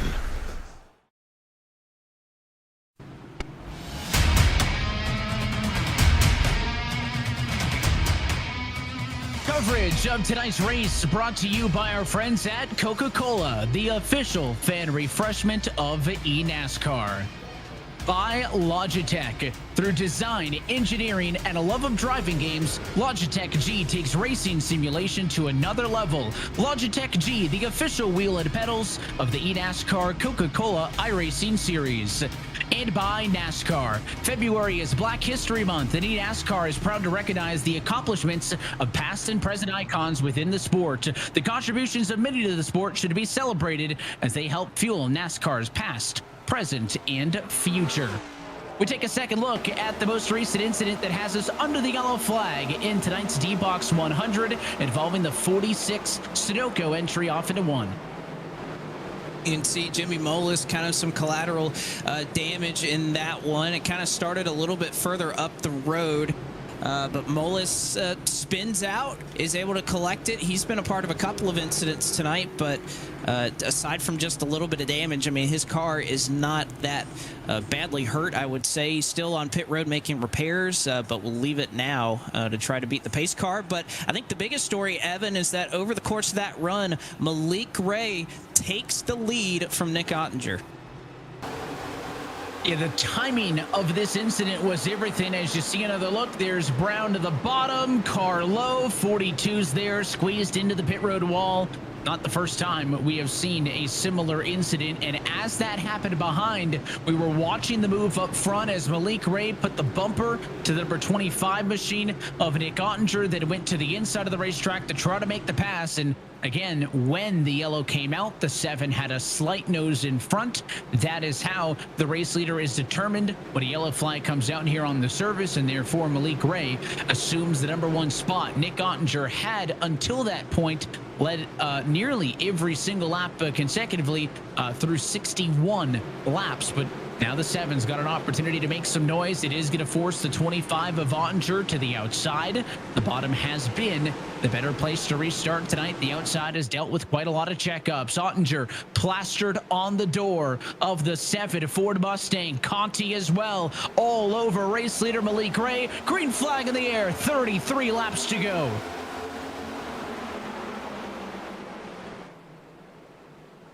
And it was a touch from Dylan Duvall into Michael Conti. They are not done yet. 3 wide in turn 2.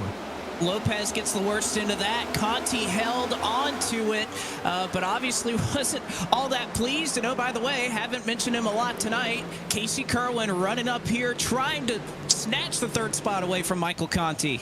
He comes from out of nowhere despite starting in P6. You're right, we haven't talked much about Casey Kerwin, but the 2022 eNASCAR iRacing champion is putting it to the 2014 champ, Michael Conti. In his final season of competition is holding off right now and successfully defends P3. These two right here, you can see the amount of ground they've lost to the two that are further up the road.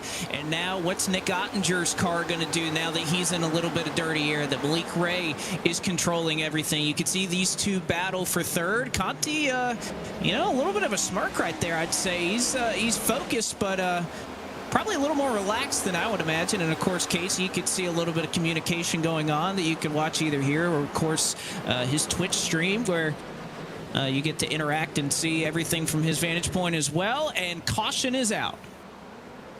It's going to be, again, well behind the leaders. The 51 of Donovan Strauss is involved in this one. So not that long ago, we saw the issues with his teammate Vicente Salas, and now it is the second of the Williams Esports entries. This time, Donovan Strauss involved in the accident, and Zach Novak using the open radio channel to apologize. So I don't know if Novak was near that incident or if it's unrelated, but Strauss went around. Novak says he's sorry. We'll wait to take a second look, but it happened down in 3 and 4.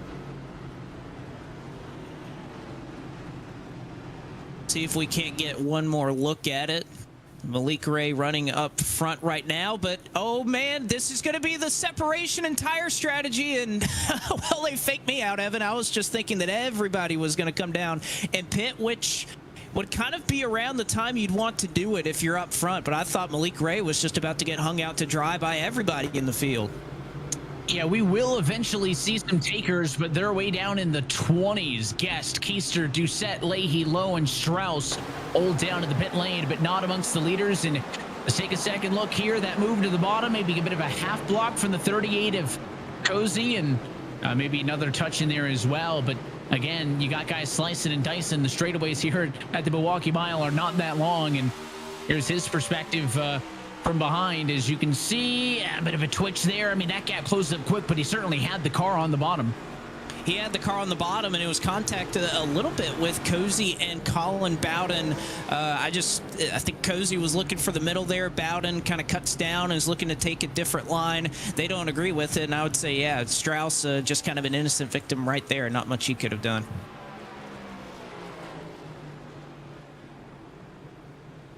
All in all, it looks like the number of cars who pit less than 10. So most of the field will stay out on now 28 lap old tires, 28 laps to go in this race. So I'm with you. I wouldn't have been shocked if they had come down and kind of split the difference here. We expect some type of strategy to be a factor when you get all these yellows like this. Again, everybody was on the same page. We didn't get a yellow until 40 some odd laps into the race. Everybody came down together, took fuel, took 4 tires.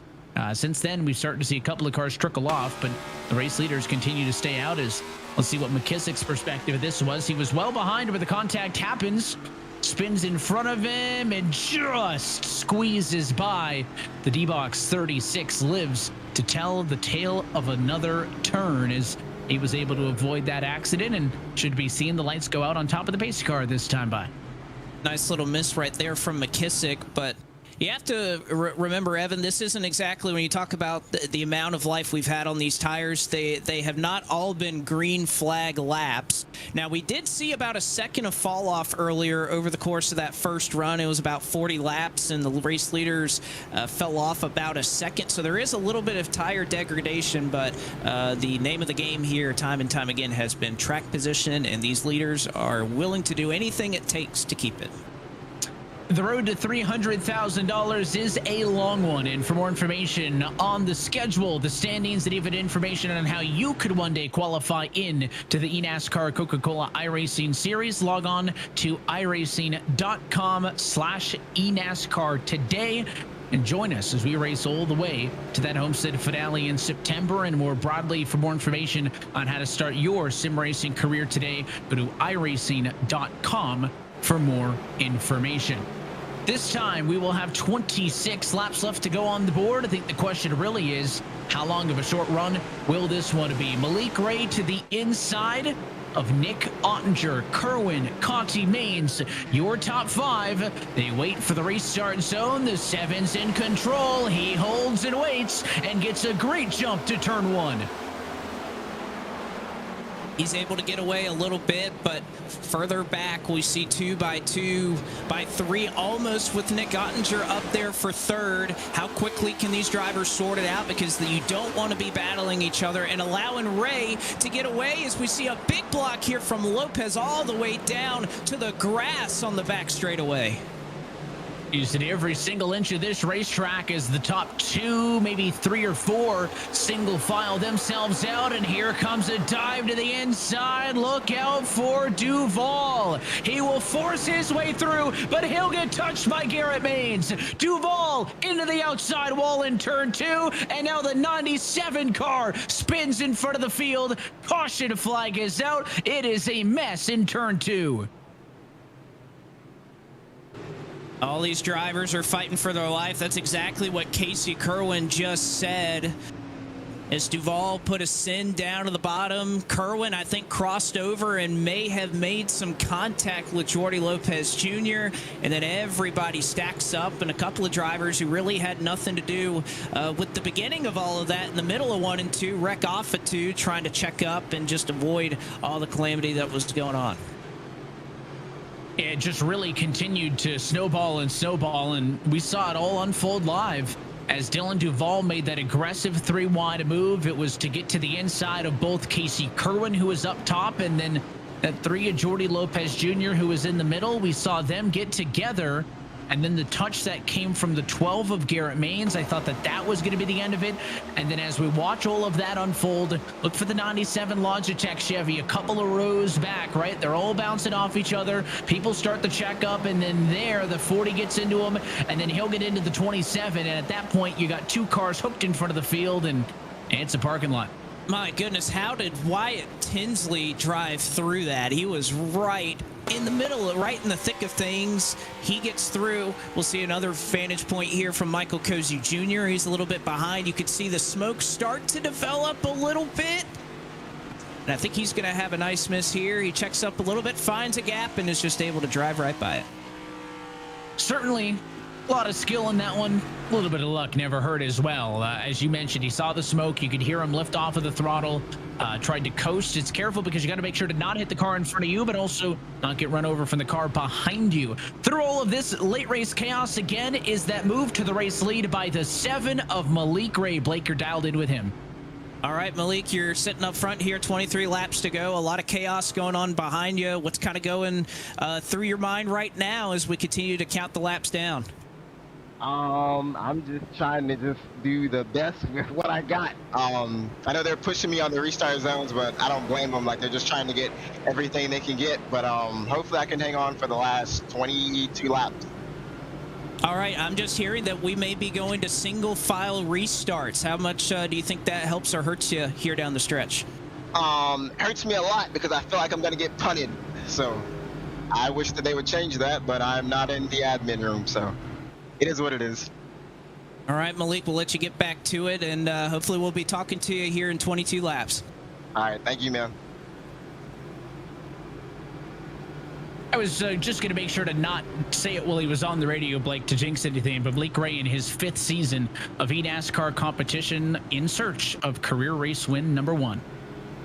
He is, and you would have thought, again, we know time and time again, if you've been on the iRacing surface, you know that Malik Ray is one of the best out there. He's won just about as much, I think, all time out of anybody who's ever competed on iRacing. When you think all the way back to 2009 and when this service was offered, there's hardly been a driver who has won more oval official races than Malik Ray. Been at the top step of the ladder for a long time, but has never been able to break through. And I don't know, he seems to not be so optimistic about the single file restarts. I kind of like it. you're not going to be able to see when he's launching with these single file restarts. So I think it's a little bit of an advantage if you're this number 7 car.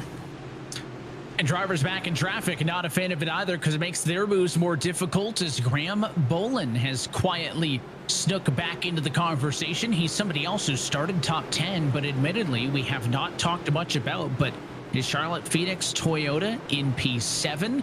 Again, that literally means row 7 as we go to the single file restart. Blake, and you reference when you're lined up behind somebody, you're not going to be able to see when they get that jump, as opposed to when they're side by side, you'll see somebody pinch down to see it. Let's see how much of an effect that has as they go up against the outside wall for a restart with 20 laps to go on Malik Ray's cue. Slow again, he'll stack them up, but it is not a great start. He'll dive to the inside to block, but here comes Michael Conti to the race lead in 1 and 2. Oh, Ray was hoping to stack up the field in anticipation, and instead it allowed Conti to get a great launch, and he lost the lead. Here he also missed a shift on that restart.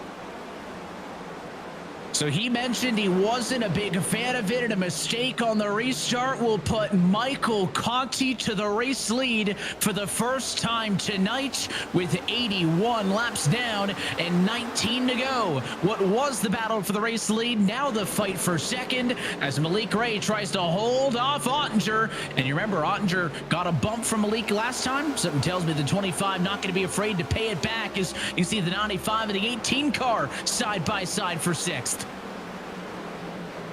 Casey Kerwin down on the bottom. Zielinski gonna try to hold him up top, and you can see really kind of a contrast here with these single file restarts. Everybody in line already.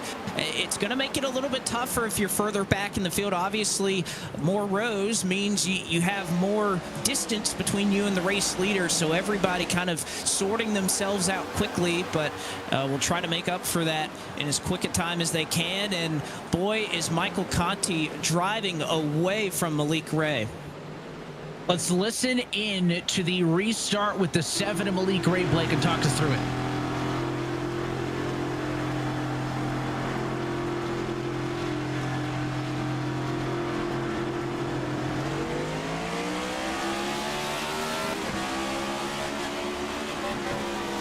You can hear it right there. I wanted to bow out so you could hear the missed shift. So he didn't miss it on the restart. He's missing it down into turn 1, and with just how these cars drive, the engine braking that you naturally get, that is a big part of how you drive these race cars. And just a mistake, I think, that, you know, Malik Ray's done millions of times here on the iRacing service, James. When you have your first eNASCAR win right in front of you, that's a mistake that I guess you can make sometimes.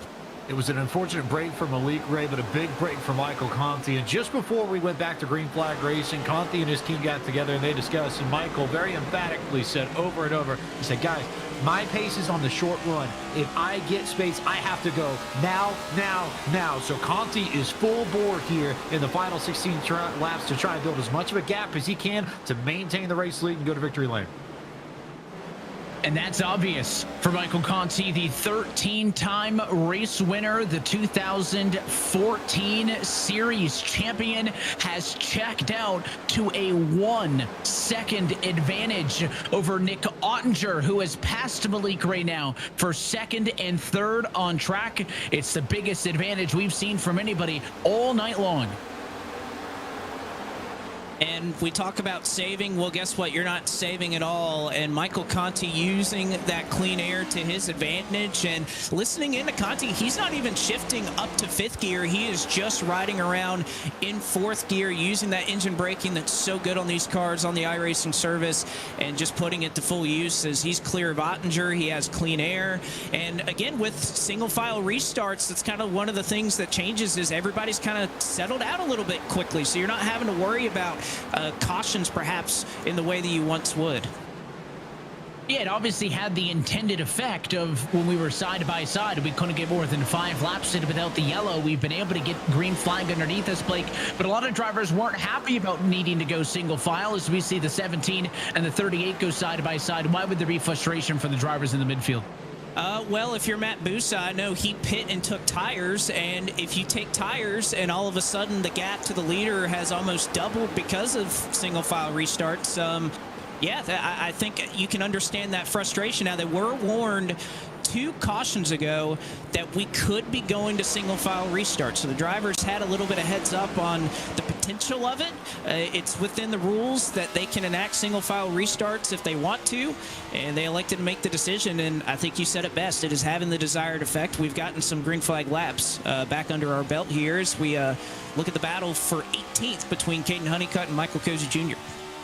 It's a good perspective on board the Micro Center Toyota of Parker White driving for Tony Kadan. I'll give a shout out to that airplane diecast as well in the bottom right-hand corner of your screen. Parker's on a bit of a pseudo strategy. He's on 36 lap old tires. Those are 8 laps newer than all the cars in front of him, but those are not the freshest of tires. The freshest of tires are only 18 laps old. That's guys like Keister, Guest, the aforementioned Matt Busa, who had pitted on that yellow flag, and we saw the drivers towards the rear come in. But anybody on tires newer than the leaders, no higher than Caden Honeycutt is right now in the number 19 position. So not making headway like they would have hoped. And again, single file restart may have some effect on that. It may have, but I think we just didn't have enough green flag laps. But this may change everything here, though. One car spinning down to the inside. That is Vicente Salas. Not the first time he's gone around on the back straightaway tonight. And, well, that huge lead that Michael Conti was just sporting, well, guess what? That all gets thrown out the window. That big advantage that he had is evaporated, and now maybe another decision on if anybody else wants to try for tires, but so few laps led in this race. I think we're going to be looking at some restarts with cars on worn out tires trying to make it hang on as Michael Conti in search of his 14th career series win. He already sits alone 4th on the all-time wins list with 13, bested only by Ryan Luza's 17, Nick Ottinger's 19, and Ray Alfala's 27 career race wins. And as you mentioned, Vicente was involved in that controversial yellow flag incident earlier in the race when he got taken out at no fault of his own. This one was in battle for position as he was scored last time before the caution came out of the stripe in 27th spot. But of course, a wreck in the midfield or at the back has big consequences on the battle for this race win, because it gives another opportunity here for Nick Ottinger, remember, who was so dominant through the first, I'd say, 2/3 of this race. He really was, and Conti remembered this is his last season in eNASCAR Coca-Cola iRacing Series competition. He said he wanted to make it great with the number 8, no pun intended. And, well, there's 8 laps to go, and number 8 is up front. Why don't we ring him up real quick? Michael Conti, you're up here with 8 laps to go. How are we feeling behind the wheel of that WR1 Sim Chassis Chevrolet? Man, this is kind of crazy. I can't believe we're here. The car is stupid good. We were just stuck all night. So I'm happy to be here. I really hate to see that caution, but we've got such a good car. We've got control. If the driver does what he's supposed to do, this is going to be really good for us. So just a few more laps, and as long as I don't step on it, we should be good. But yeah, we'll see what happens.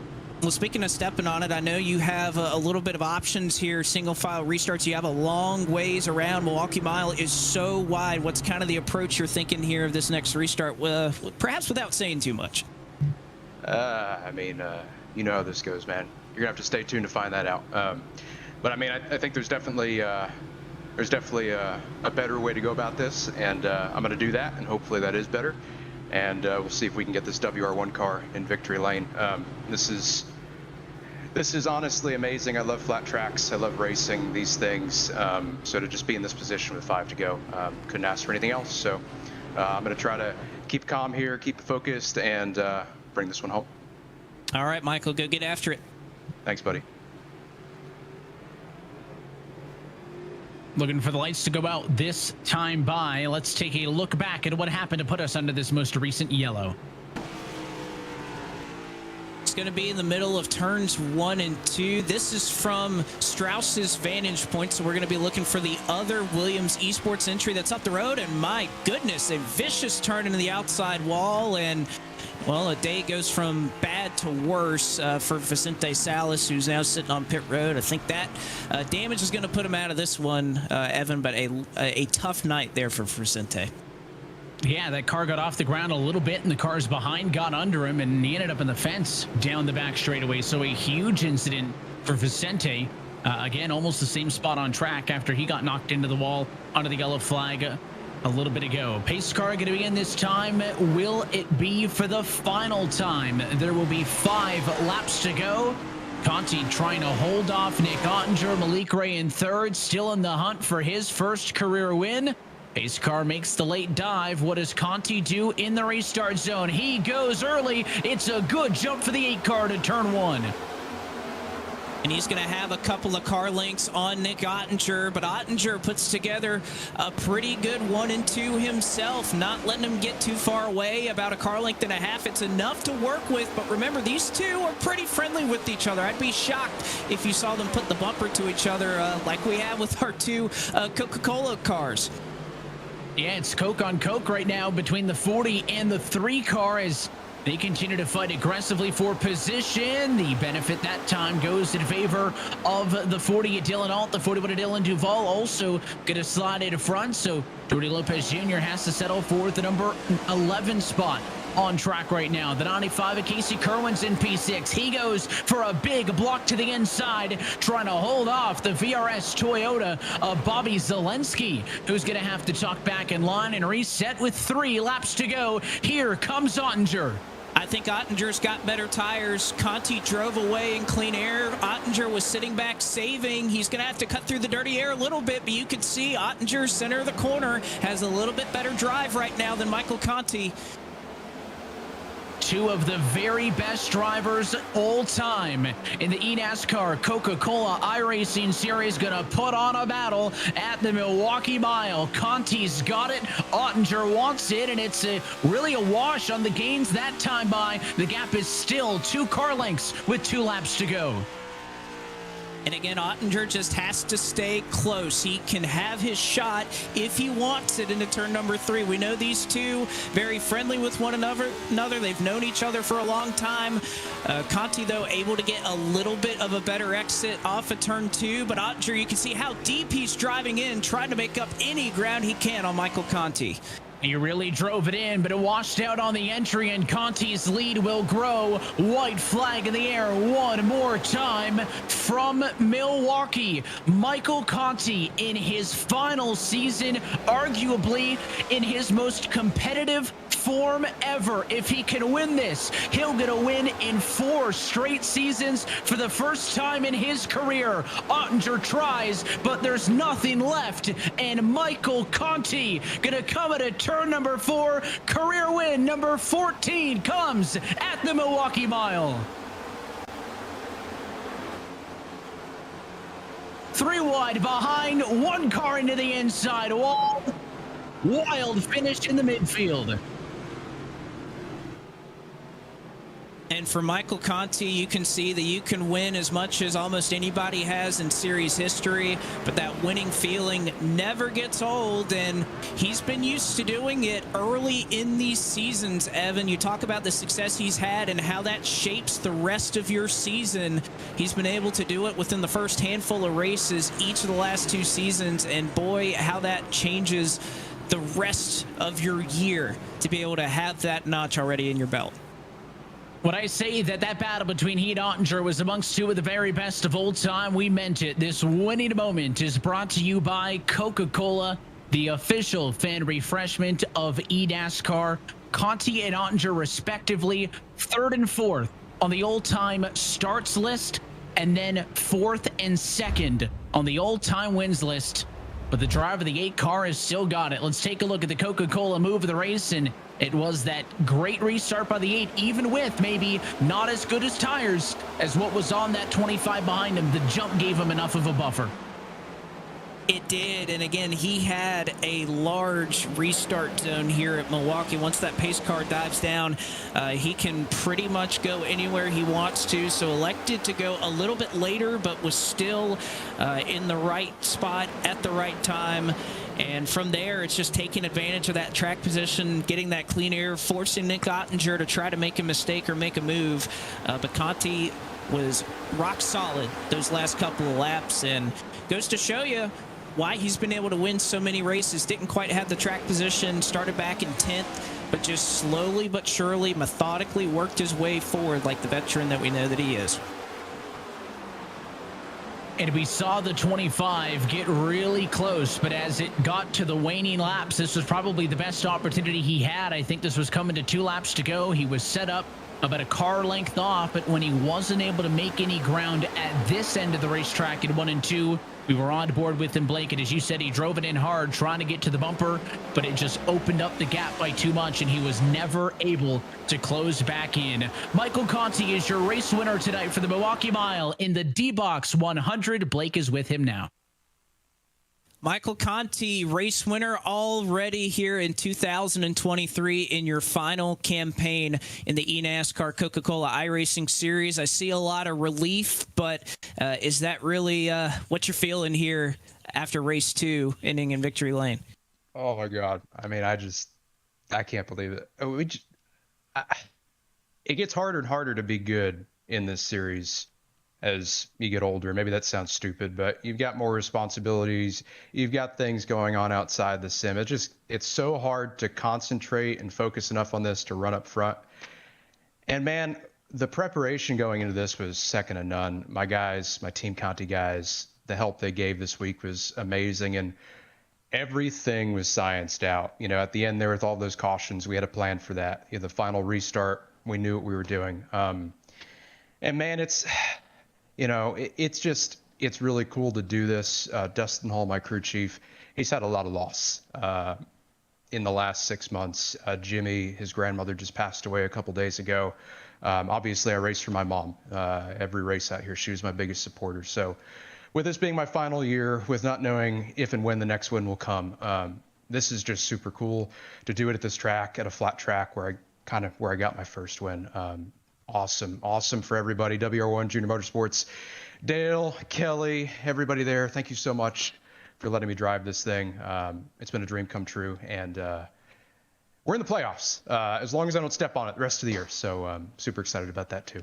Well, I was about to say, obviously you never know when the next one is coming, but that serves true with an opportunity at a championship. So looking forward, what's kind of the approach? Because you've done this so many times where you've won early in the season, and yet we're always seeing you in playoff contention right around making the championship 4. Yeah, I think it's like in real life too, where they talk about peaking at the right time. And we used to kind of come on later in the season, almost too late. And then we really didn't change anything in our prep, but it just seemed like the schedule or the cars or whatever just suited the front end of the season for us. So I think we learned some from last year. We learned some things not to do. I mean, ultimately, it was some things outside of our control that kept us out of the Final Four. But eyes forward, focus forward. I've got a hell of a team. I've got a hell of a group. I've got support like I never thought I'd have. This is a retirement tour. This is the end, and to win race number 2 is not what I expected to happen, and honestly, I couldn't have wished it to be any different. So I'm pumped to go into the remainder of the season. Again, I want to shout out Coca-Cola, NASCAR, iRacing, everybody that puts this on. Thank you guys so much for giving me a platform to race on for the last 12 seasons and 20 plus years. So thank you. And Blake, we're going to the playoffs, so I'm going to get off and celebrate here in a bit with the guys. But yeah, thanks so much. Well, are you going to get off and celebrate? This is coming from Drew, by the way, with some Krispy Kreme. You know what? I'm so excited right now. I may just have to go for Krispy Kreme and suck it up and do it for Drew. So I'm that pumped. I will go to Krispy Kreme and I will get some donuts just for Drew, my guy. All right, there you go. Michael Conti, a winner once, but perhaps may not be done in his eNASCAR Coca-Cola iRacing Series career. As we look at Nick Ottinger, who dominated a lot of this race. We saw early speed out of your camp last year. You guys locked out the front row at William Byron Esports. What more did you need there, though, to try to chase down your team or your friend in Michael Conti? Well, first off, congrats to Michael. It's a pretty good feat for his last season to be locked into the playoffs already. So kudos to him. What we needed was just, a little bit better proactiveness from me on the restart, not to get sent by the 7 or whoever was driving it. I think it was Malik. So a little desperation move at that moment because you can't really do nothing else kind of on the starts other than just kind of send a guy. So, well, you know what? You live and learn, and we gave it back to him a little bit later in the race, and we tried to challenge Michael at the end. But our Logitech G machine was pretty fast, so I'm not complaining one bit about the speed we had. Just need to execute better in the driver's seat. I know it's the Milwaukee Mile now, but I think one of the more interesting combinations that we're looking forward to in racing here, we obviously go off with Milwaukee here. That's kind of outside of the basis of our regular schedule. We also have Monza that's coming up on the schedule that's a little bit different, coming up in a couple of months' time. What's kind of your thoughts on that with this slightly different direction and different schedule that we have this year? I think it's positive. To be frank with you, I don't really look at the whole season at the start of the year. I basically just look at the next race. So at that same token, I look at the next one that's our next mission and goal. So it's great to have new tracks on the schedule. Great to kind of mix it up a little bit, but we'll be ready for our next track. All right, Nick. Well, thank you very much. Congratulations on your second place run tonight. Thank you. Matt Gottinger finishes in second, but perhaps the story that we didn't really get to talk about throughout this race was the drive through the field by Garrett Maines, who again gives us a unique perspective right there with the camera on top of your dog in there. Well, Garrett, it was somewhat tumultuous. Kind of tell us about your drive through the field tonight. Yeah, I mean, I kind of figured qualifying wasn't going to be my strong suit tonight. I was actually surprised to even have done as well as I did. I was tracking a good lap through 1 and 2, but 3 and 4 got a little tight, and I was like too scared to drive through it because I was like, if I bin this lap completely, I'm going to really be screwed. But, we started on the bottom. We were able to get in line early and just kind of pick people off one by one.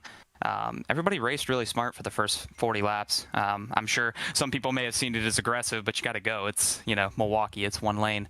But this really reminded me of legend car racing, and we got those restarts there at the middle stage of the race, and it was like a fight for the bottom. If you were on the top, you were in trouble. And I had a few restarts right to start up there. I had one restart I thought I was going to be really good. I thought I got that 3-wide jump, and then they just kept blocking. And I was like, man, this is like Carl Edwards right here. But we got lucky to escape that one without, a broken car. I have no idea how I got the car slowed down before I hit him, but, got away with one there for sure, and just had the cards kind of fall our way all night. We were able to pick up spots. When we were on the top, we were able to get down, which is a blessing because I know a lot of people went backwards in a hurry, but we were there at the end. If you want to take that camera and move it around, we'll kind of follow along around your sim rig if you want to show it to us a little bit. Yeah, absolutely. Give me so I'm attached by a wire right here, so just keep that in mind. But so I've made some upgrades to the sim seat this year, and the head cam is, I'm gonna have to take the headset off here, sorry. But yeah, so basically, I added the head cam about a year ago for the stream, and you get to see this view basically right here while you're following along on the stream, so you can kind of see all the force feedback, and when you're wrestling the car, you can really see, the movement. You can even see when I lean into the corner a little bit. I swear at Daytona, I'm just like leaning my head over. You can really see who does that, when they're driving. It's kind of crazy. You can feel it in your neck after like 200 laps. But yeah, I like to provide the camera for you guys. I don't stream these races during the Coke series, so, give you guys a unique angle to broadcast. Well, we definitely use it, and we enjoy the driver's eye view from Garrett Maines. Garrett, congratulations on rounding out the podium today, and good luck at Atlanta in a couple weeks' time. I appreciate it, and I got to give a huge shout-out to the guys at Victory One and Ryko for all of their hard work on this car. I knew we had a piece. We had a really good long-run car. Huge shout-out to Cover Seal, Bucked Up, MCU Body, and Scott over there. Thank you so much for all your support. Also, shout-out to Lennox for their support. Let's talk with your top 3 finishers as we take a look at our D-Box 100 full race results tonight. From the Milwaukee Mile, Michael Conti's final margin of victory 0.283 seconds. And an all Chevy 1-2. Then a couple of Fords as Garrett Maines and Malik Gray came home third and fourth. Graham Boland comes home in the number 5 spot with Kerwin, Zelensky, Novak, Alt, and Dylan Duvall, your top 10. Some strong runs out of Kevin King. You see Wyatt Tinsley there, P13, drove through a couple of wrecks to get up there. Ryan Luza rebounds after a tough Daytona for a top 15. Honeycutt Mullis, who had a couple of spins, he even ends up with a top 20. So a nice little rebound right there for that Rise Esports entry. Midfield, Michael Cozy Jr. found himself in some messes tonight. Derek Justice, Colin Keister, Michael Guest, and Matt Busa through the top 25 finishers in this one. Of course, Busa started second. He fell out. Vincent had a good night. He falls down to 26th. Even Derek Bordeaux was fourth on the grid. He finished 29th. And I got to say, as far as our picks are concerned, obviously, it looks like Alan Cavan is the leader, but Steven Wilson back in 36. That's 2 points in 2 races for Camille. That's a tough start to the year. Room for improvement, we'll say. Yes. Room for improvement. And hopefully for her sake and whoever she picks, that happens in a couple of weeks' time at the new Atlanta Motor Speedway. Blake, what are we going to see here as you make the trip down to Hampton? Well, it's tight confines, and this is going to look like what many drivers have described as super speedway racing. So the draft, which lane you want to go to, all those things that we were talking about at Daytona, I mean, the turns here are just as wide as Daytona. So that's the type of racing we're going to see. It should be wild. It should be crazy. And who knows? Maybe we get another surprise winner like Tucker Minter in 2 weeks' time. We'll wait to see how that one plays out, and we hope that you join us in a couple of weeks' time. But until then, that is it for us here tonight from the Milwaukee Mile. On behalf of the massive team behind the scenes who makes these broadcasts possible, for Camille Salazar-Hadaway and Alan Cavana on the pre-race show, for James Pike downstairs, and then for Blake McCandless and myself, Evan Pasoko, I want to thank you for joining us and congratulate one of the best who is back in victory lane. Michael Conti is a race winner 4 seasons in a row for the first time in his storied career. This race win coming some 3,857 days after his first career win at New Hampshire in 2012. The road to $300,000 continues in 2 weeks' time on March the 14th from iRacing's virtual Atlanta Motor Speedway. That race and every race of the 2023 eNASCAR Coca-Cola iRacing Series can be found exclusively here on the iRacing Esports Network. Till next time, good night from Milwaukee, where Michael Conti wins the D-Box 100.